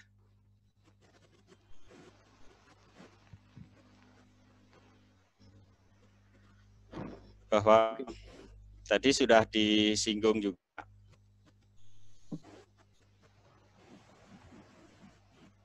bahwa kerusakan di muka bumi ini terjadi karena ulah manusia. Dalam sebuah hadis, Rasulullah menyampaikan bahwa orang mukmin itu bagaikan lebah. Jika ia makan sesuatu, ia makan yang baik. Jika dia mengeluarkan sesuatu, ia keluarkan yang baik. Dan jika ia hinggap di ranting yang sudah lapuk pun, ranting itu tidak dirusaknya. Ini saya kira menjadi satu pegangan kita bersama dalam rangka untuk bagaimana kita berbuat sebagai orang yang bertugas pemakmur bumi. Nah, kemudian di sekitar kita itu ada bangunan yang menjadi satu sentra kehidupan umat Islam yang harusnya dijadikan sebagai satu penggerak roda kehidupan, mulai dari ekonomi, pendidikan, sampai topik yang kita bicarakan pada pagi hari ini. Nah, maka sangat disayangkan apabila misalnya ramainya jamaah, ya meskipun kalau sekarang banyak masjid yang di lockdown ya, ditutup, beberapa masih terbuka gitu ya. Kemarin kita di ketemuan langsung dengan pimpinan pusat DMI Pak JK untuk kontrol bagaimana masjid-masjid yang ada di sekitar kita. Ya, ramainya jamaah yang sholat ke masjid, kemudian dibiarkan pulang ke rumah masing-masing tanpa bisa diberdayakan oleh pengurus masjid, ini satu hal yang sangat disayangkan. Oleh karena itu, yang terjadi adalah saya coba melihat sekilas bahwa kondisi masjid kita, masjid besar-besar dan banyak, kalau kita hitung se-Indonesia itu ada sekitar 800.000 masjid. Di Jogja itu ada sekitar 7.000.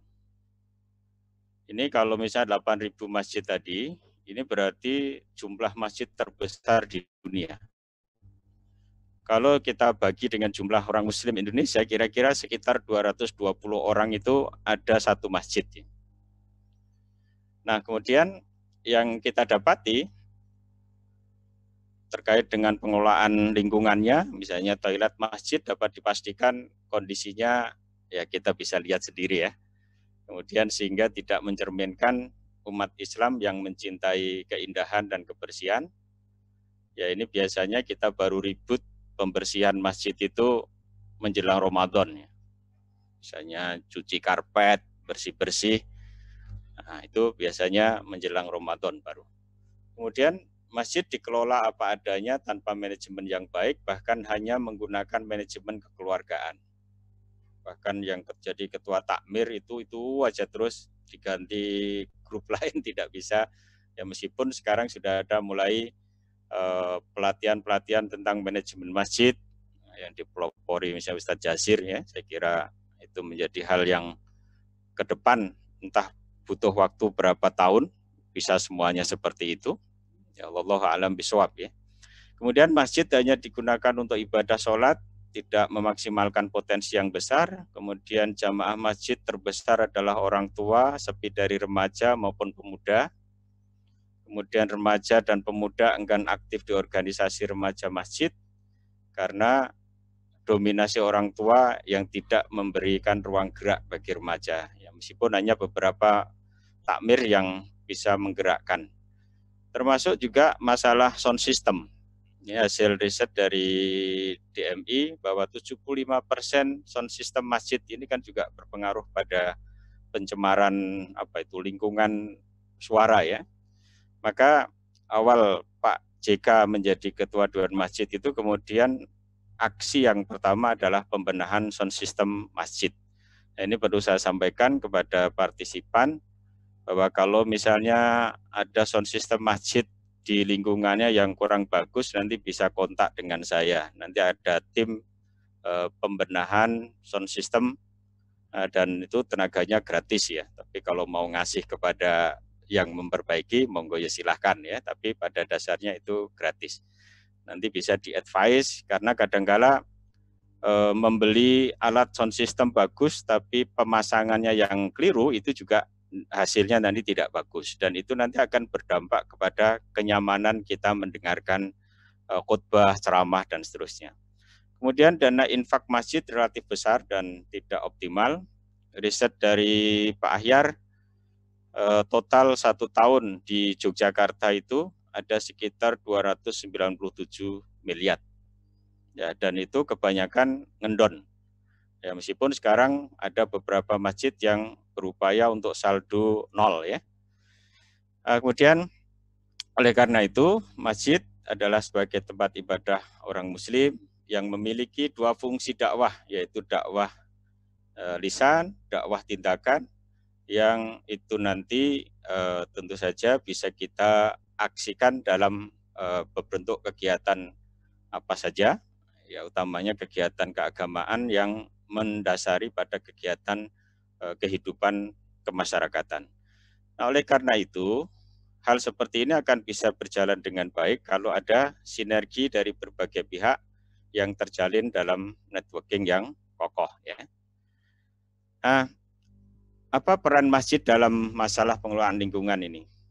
Bahwa kita tahu, yang tadi sudah disampaikan, bahwa krisis lingkungan hidup dari berbagai manifestasinya sejatinya adalah krisis yang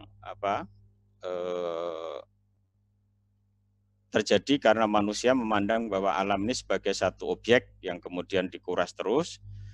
Sementara juga misalnya di dalam masjid kita ini kita bisa membedakan ya, misalnya kalau kita penggunaan air saja, kita ini jor-joran gitu. Beda kalau misalnya kita pernah misalnya di Masjid Nabawi, Masjid Haram ya, Masjidil Haram itu kalau kita wudhu, sentoran airnya itu kerannya kan berbeda dengan di masjid kita. Jadi kalau di sana mungkin berapa dim kecil sekali. Kalau di kita kalau belum 1 dim belum mantap ya. Nah ini itu adalah bagian dari proses bagaimana takmir utamanya dalam rangka untuk mengembangkan fasilitas yang terkait dengan hal-hal yang berhubungan dengan lingkungan. Nah, tentu saja ini perlu sinergitas dengan lembaga-lembaga yang memang kompeten di bidang itu. Termasuk juga nanti dalam konteks listrik, ya, ini juga menjadi satu penyebab. Ya, tadi disampaikan bahwa masing-masing hal yang ada di sekitar kita ini menjadi pencetus pencemaran, ya. Apalagi kalau listrik, kalau masjidnya misalnya tertutup, kemudian menggunakan listrik yang semakin banyak, itu tentu saja juga akan semakin besar dampak pencemarannya, ya. Maka dari sini saya singkat saja karena waktu, ya. Nanti materi sudah saya sampaikan di panitia. Intinya bahwa sebetulnya masjid di sini memiliki peran yang sangat penting dan besar dalam rangka untuk menjadikan lingkungan sekitarnya itu menjadi baik.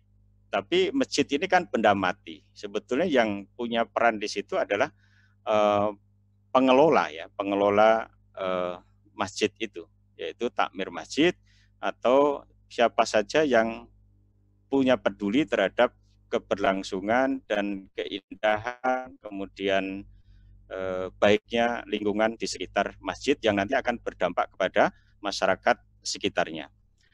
Nah, itu semua tidak akan pernah terjadi apabila kita tidak bisa mengubah perilaku kita terhadap bagaimana penggunaan hal-hal yang terkait dengan lingkungan di sekitar kita. Disinilah pentingnya kita untuk mengembangkan peran masjid sebagai satu basis pembangunan masyarakat, yang istilah kita bagaimana menjadi masyarakat yang madani. Masjid bukan hanya semata-mata dijadikan sebagai tempat ibadah, tapi menjadi satu sarana yang sekaligus menjadi kekuatan dalam membangun dan menanamkan nilai-nilai kebaikan dan pembaharuan kehidupan umat. Nah, ini kajian-kajian terhadap hal-hal. Nah, ini kalau misalnya nanti dimunculkan adanya fikih lingkungan yang itu akan menjadi kurikulum pembahasan di dalam kajian di masjid, saya kira akan menjadikan tumbuhnya kesadaran masyarakat di sekitar masjid terhadap lingkungan. Nah, karena memakmurkan masjid ini tidak bisa hanya dengan ceramah, perlu aksi, ya, untuk membangun kemandirian umat dalam menghadapi ancaman misalnya nanti kelangkaan air, kemudian energi, dan seterusnya itu. Nah, hal ini perlu dengan orientasi pengelolaan masjid yang mandiri dan berkelanjutan pada aspek individu idaroh, ya, di manajemen, kemudian imarohnya, kegiatan kemakmuran, sampai pada riayahnya, yaitu bagaimana pemeliharaan dan pengadaan fasilitas yang baik. Nah,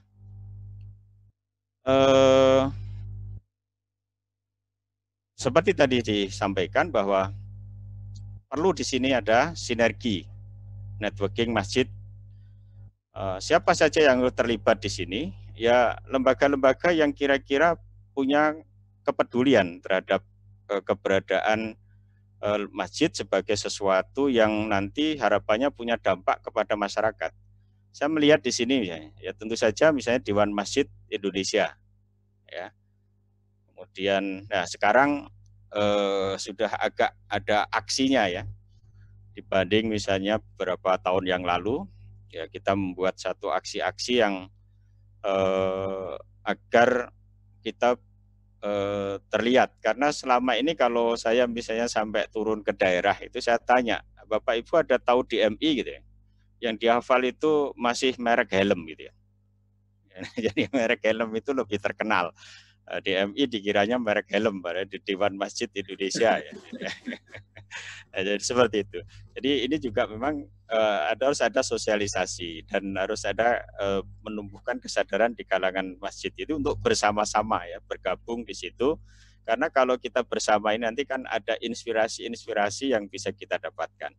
Kemudian juga pemerintah. Nah, pemerintah misalnya dalam kaitan ini misalnya Kementerian Agama atau Kementerian di bidang kesejahteraan di pemerintahan itu saya kira bisa harus terlibat di situ. Kemudian perguruan tinggi, ya, seperti ini Pusat Studi Lingkungan UII, kemudian Fakultas Teknik Lingkungan UII, atau yang lain lah yang nanti bisa memberikan solusi-solusi terhadap permasalahan yang dihadapi masyarakat, khususnya ya masyarakat yang berbasis masjid.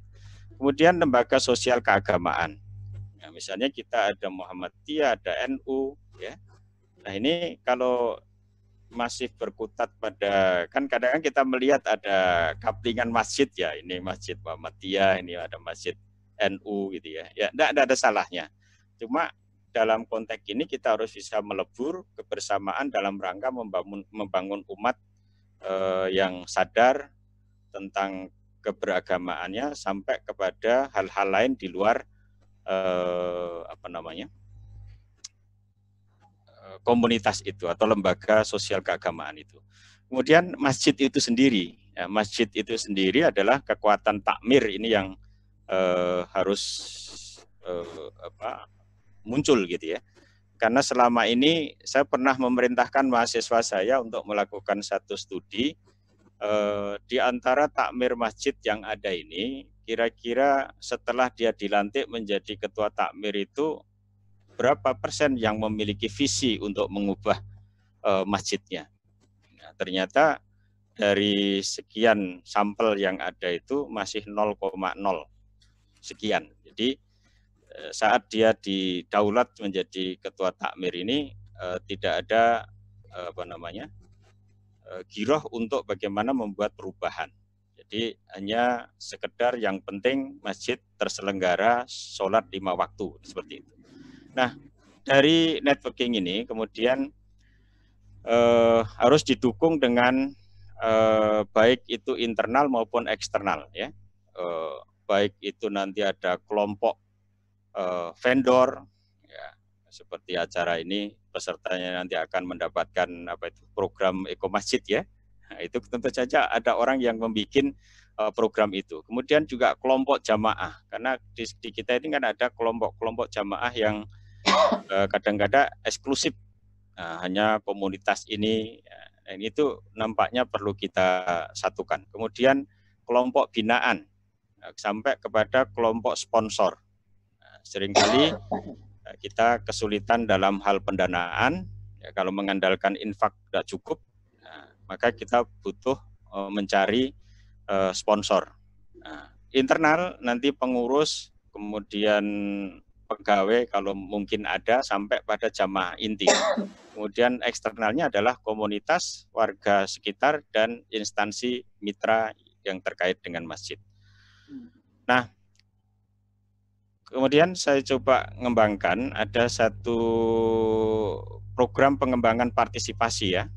Jadi yang intinya nanti adalah bagaimana jamaah itu eksis, kemudian ada perubahan perilaku baik ibadah maupun aspek yang lain, atau juga pengembangan apa yang sekarang program Eko Masjid.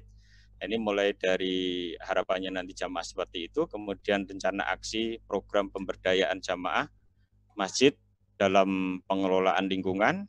Nah, nanti di situ ada ya pengembangan mental dan keterampilan. Nah, ini nanti dikaitkan dengan lembaga-lembaga yang seperti pusat studi lingkungan, kemudian stimulan perangkat keras, dan juga lunak tentu saja ya. Seperti tadi program-program, misalnya sekarang program keuangan masjid saja kan kadang-kala agak kesulitan, meskipun sudah banyak yang membuat, tapi kadang-kala masjid tidak mau menggunakan program itu sehingga deteksi tentang jumlah infak itu tidak terdeteksi. Ya, kadang-kala kalau rapat takmir, kemudian bendahara takmir mengatakan nanti kalau masalah uang itu urusan saya dengan Pak Ketua, misalnya gitu ya. Nah ini kalau yang sudah begini ini biasanya sudah ada masalah gitu ya. Kemudian bantuan keuangan. Nah, dari situ kemudian nanti dari pengembangan mental dan keterampilan, stimulan perangkat, kita buat kelompok-kelompok kecil lokal dalam pengembangan entah apanya lah, mungkin sekarang yang sedang muncul Eko Masjid, kemudian nanti diturunkan pada implementasi pengembangan skala kecil.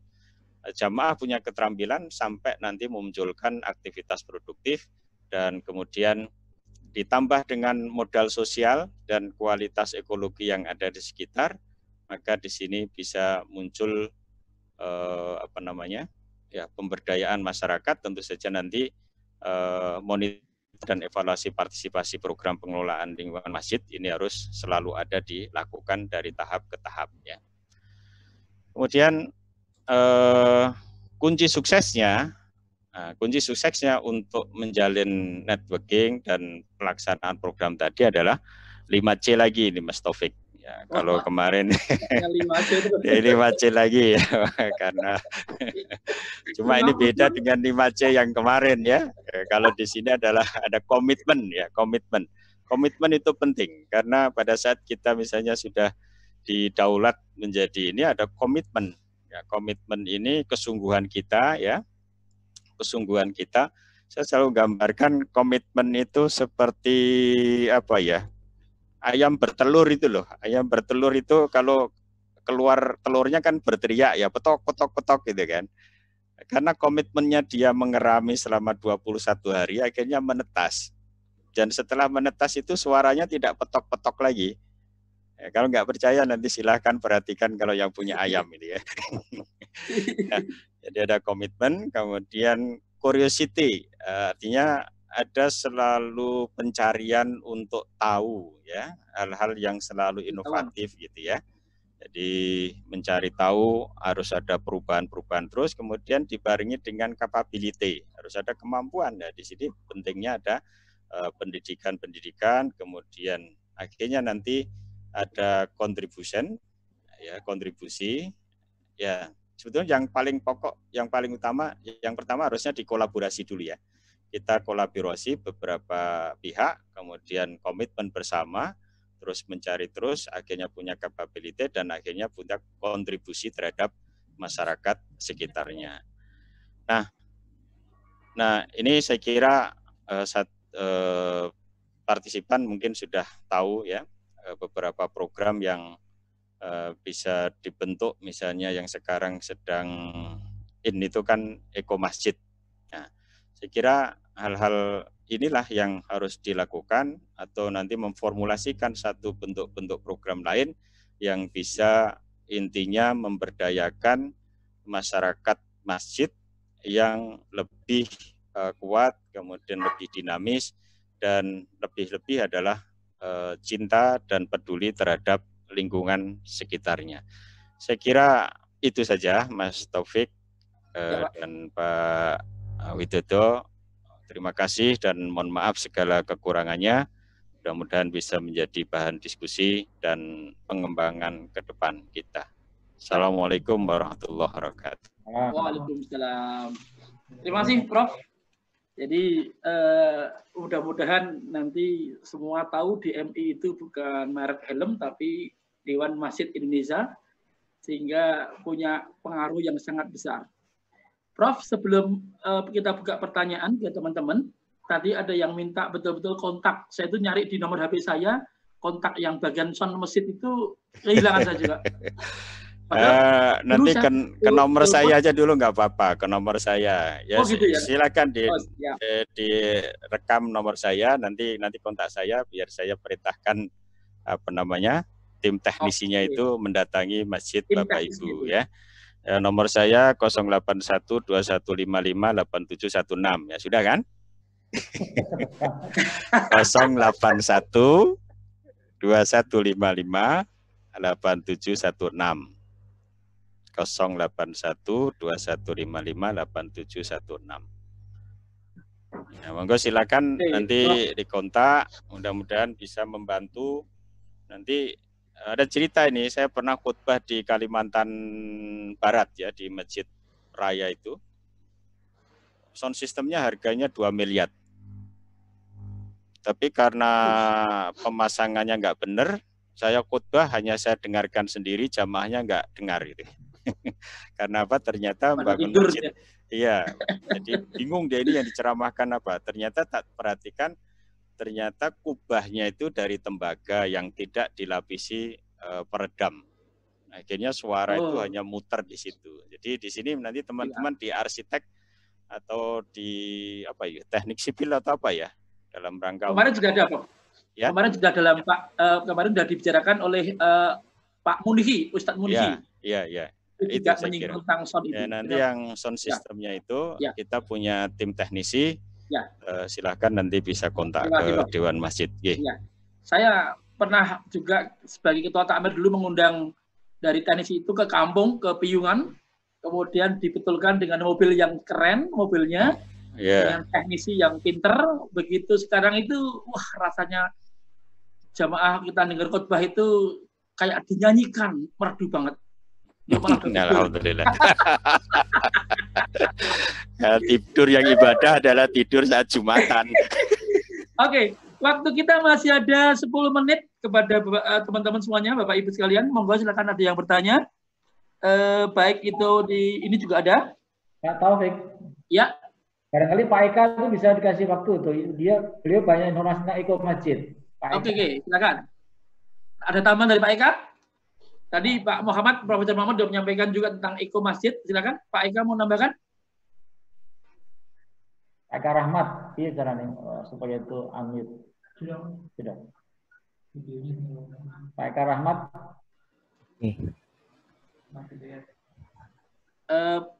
Baik. Sudah terdengar ya? Dengar. Oke, baik.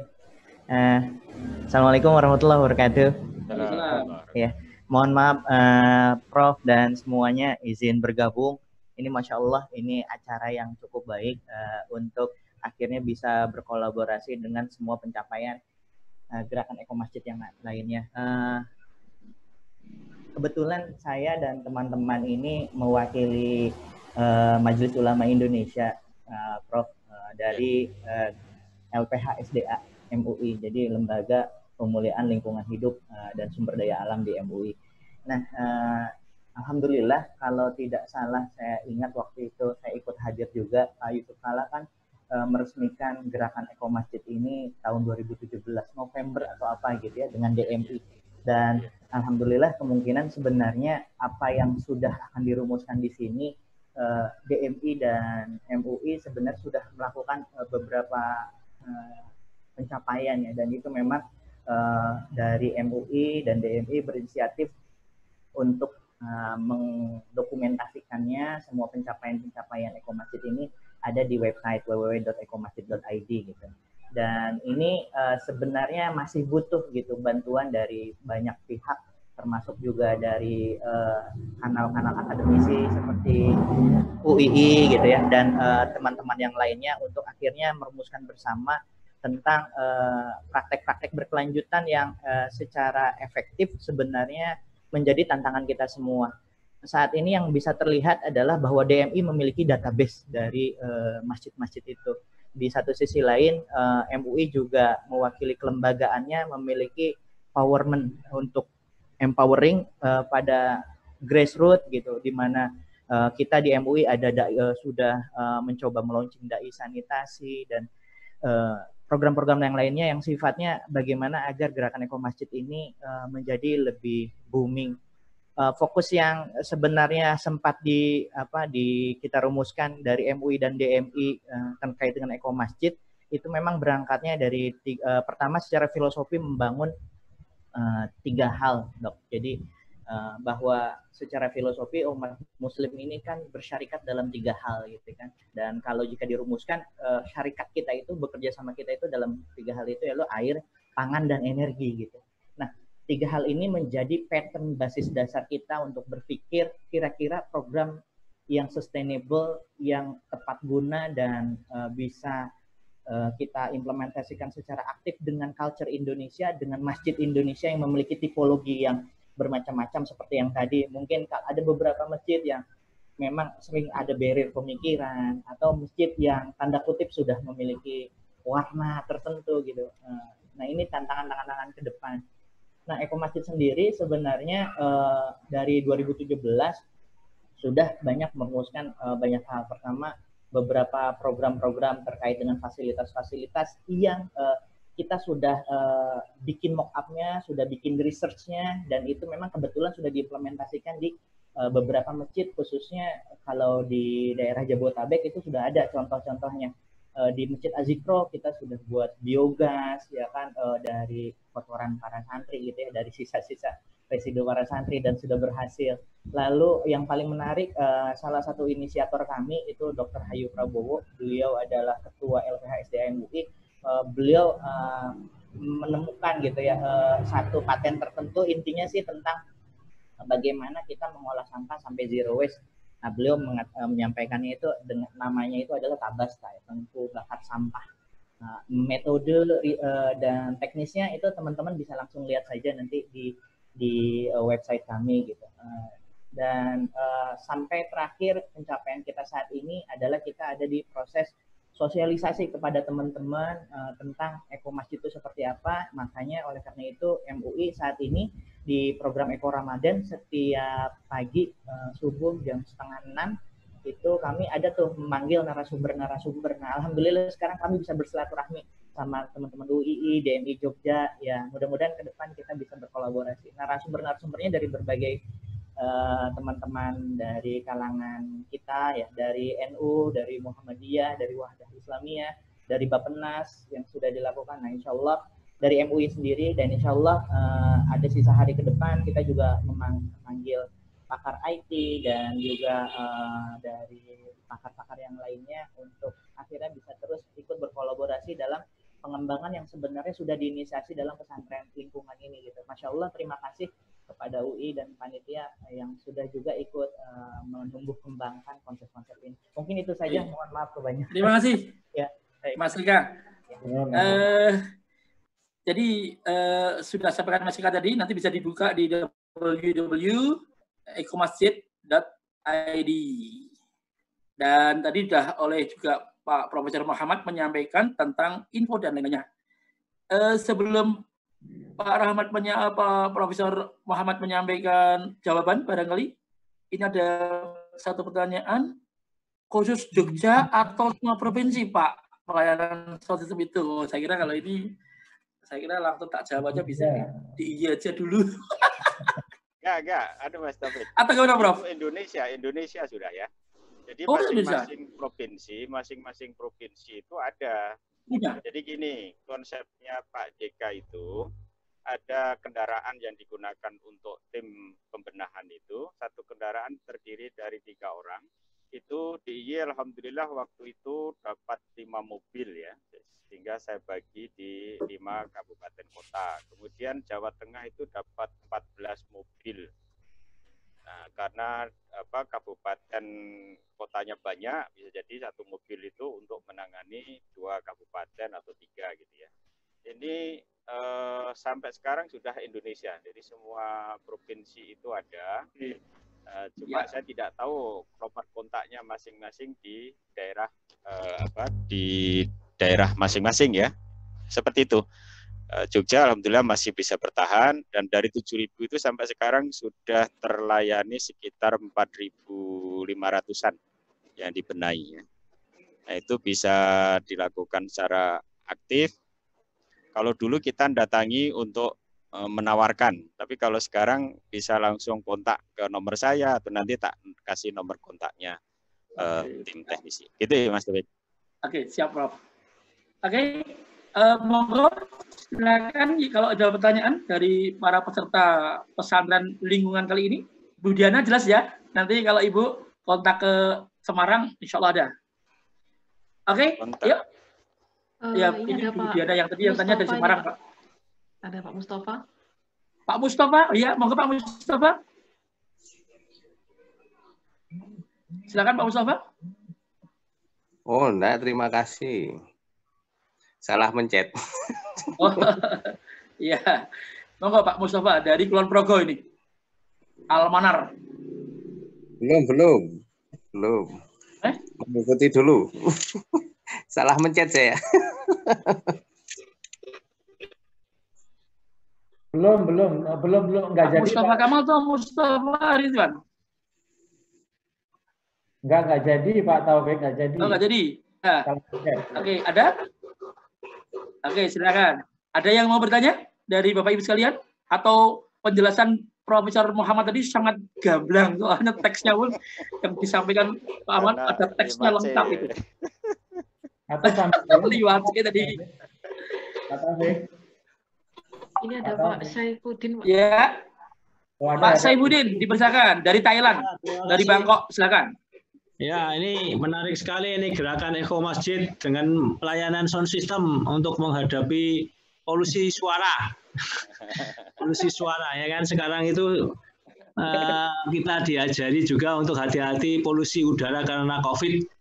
Jadi kita bergerak syarikahnya itu selain bersama-sama untuk bekerja sama dalam masalah pengadaan air yang bersih, energi dan pangan, serta juga udara yang bersih. Kalau saya mungkin intinya usul gini aja. Sekarang kan COVID mengajarkan kita apa-apa rapid test, ada rapid diagnosis, ada rapid assessment, rapid response, banyak sekali lah.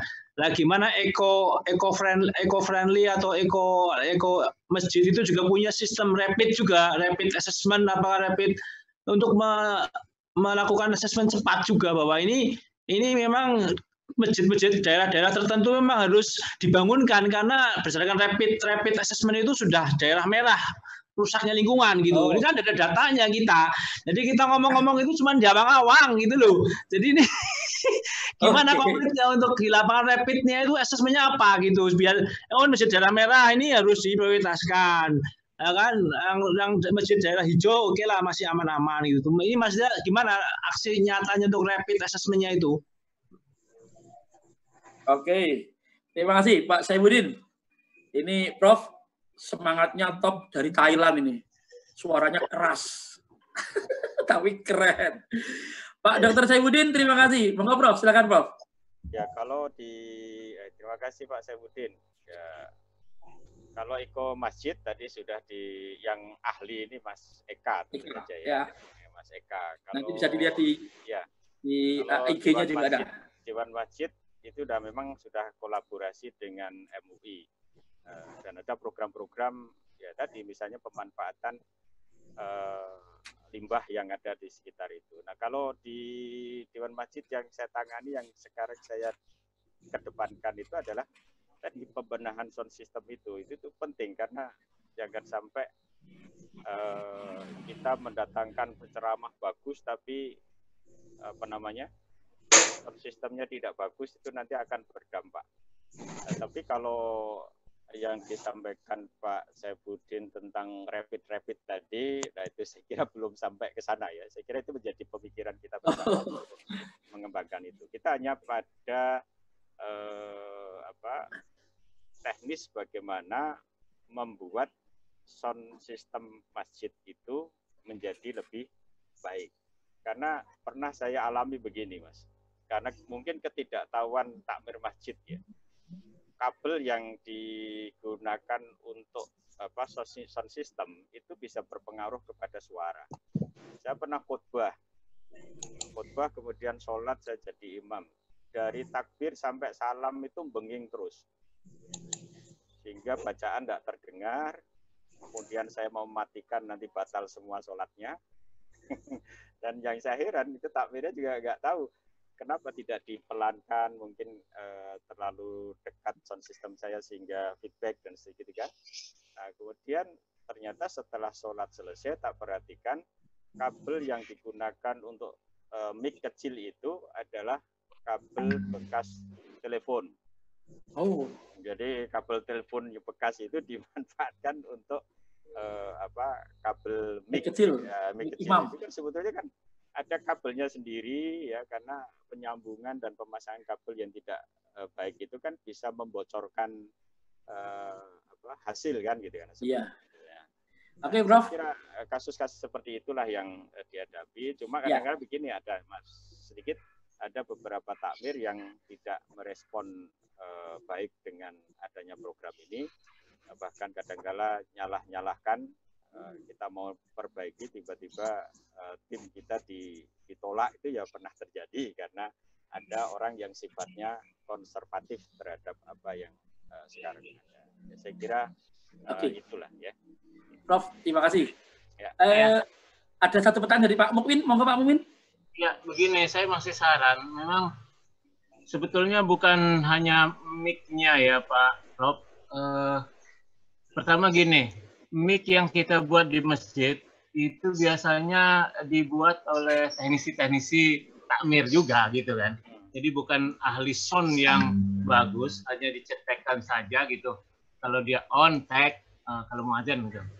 Itu yang kebanyakan tidak menggunakan yang bagus gitu, yang kayak kalau malah bagusan soundnya orang demo gitu yang sampai 20 mega. Kalau saya pakai mic di atas truk itu 20.000 mega itu Pak, mantap jadi suaranya. Kedua, di samping kalaupun mic-nya bagus, speakernya bagus, seharusnya kita juga memikirkan tukang azannya Pak. Karena itu lingkungan juga mempengaruhi itu. Apalagi sekarang ini kan banyak sekali disoroti azan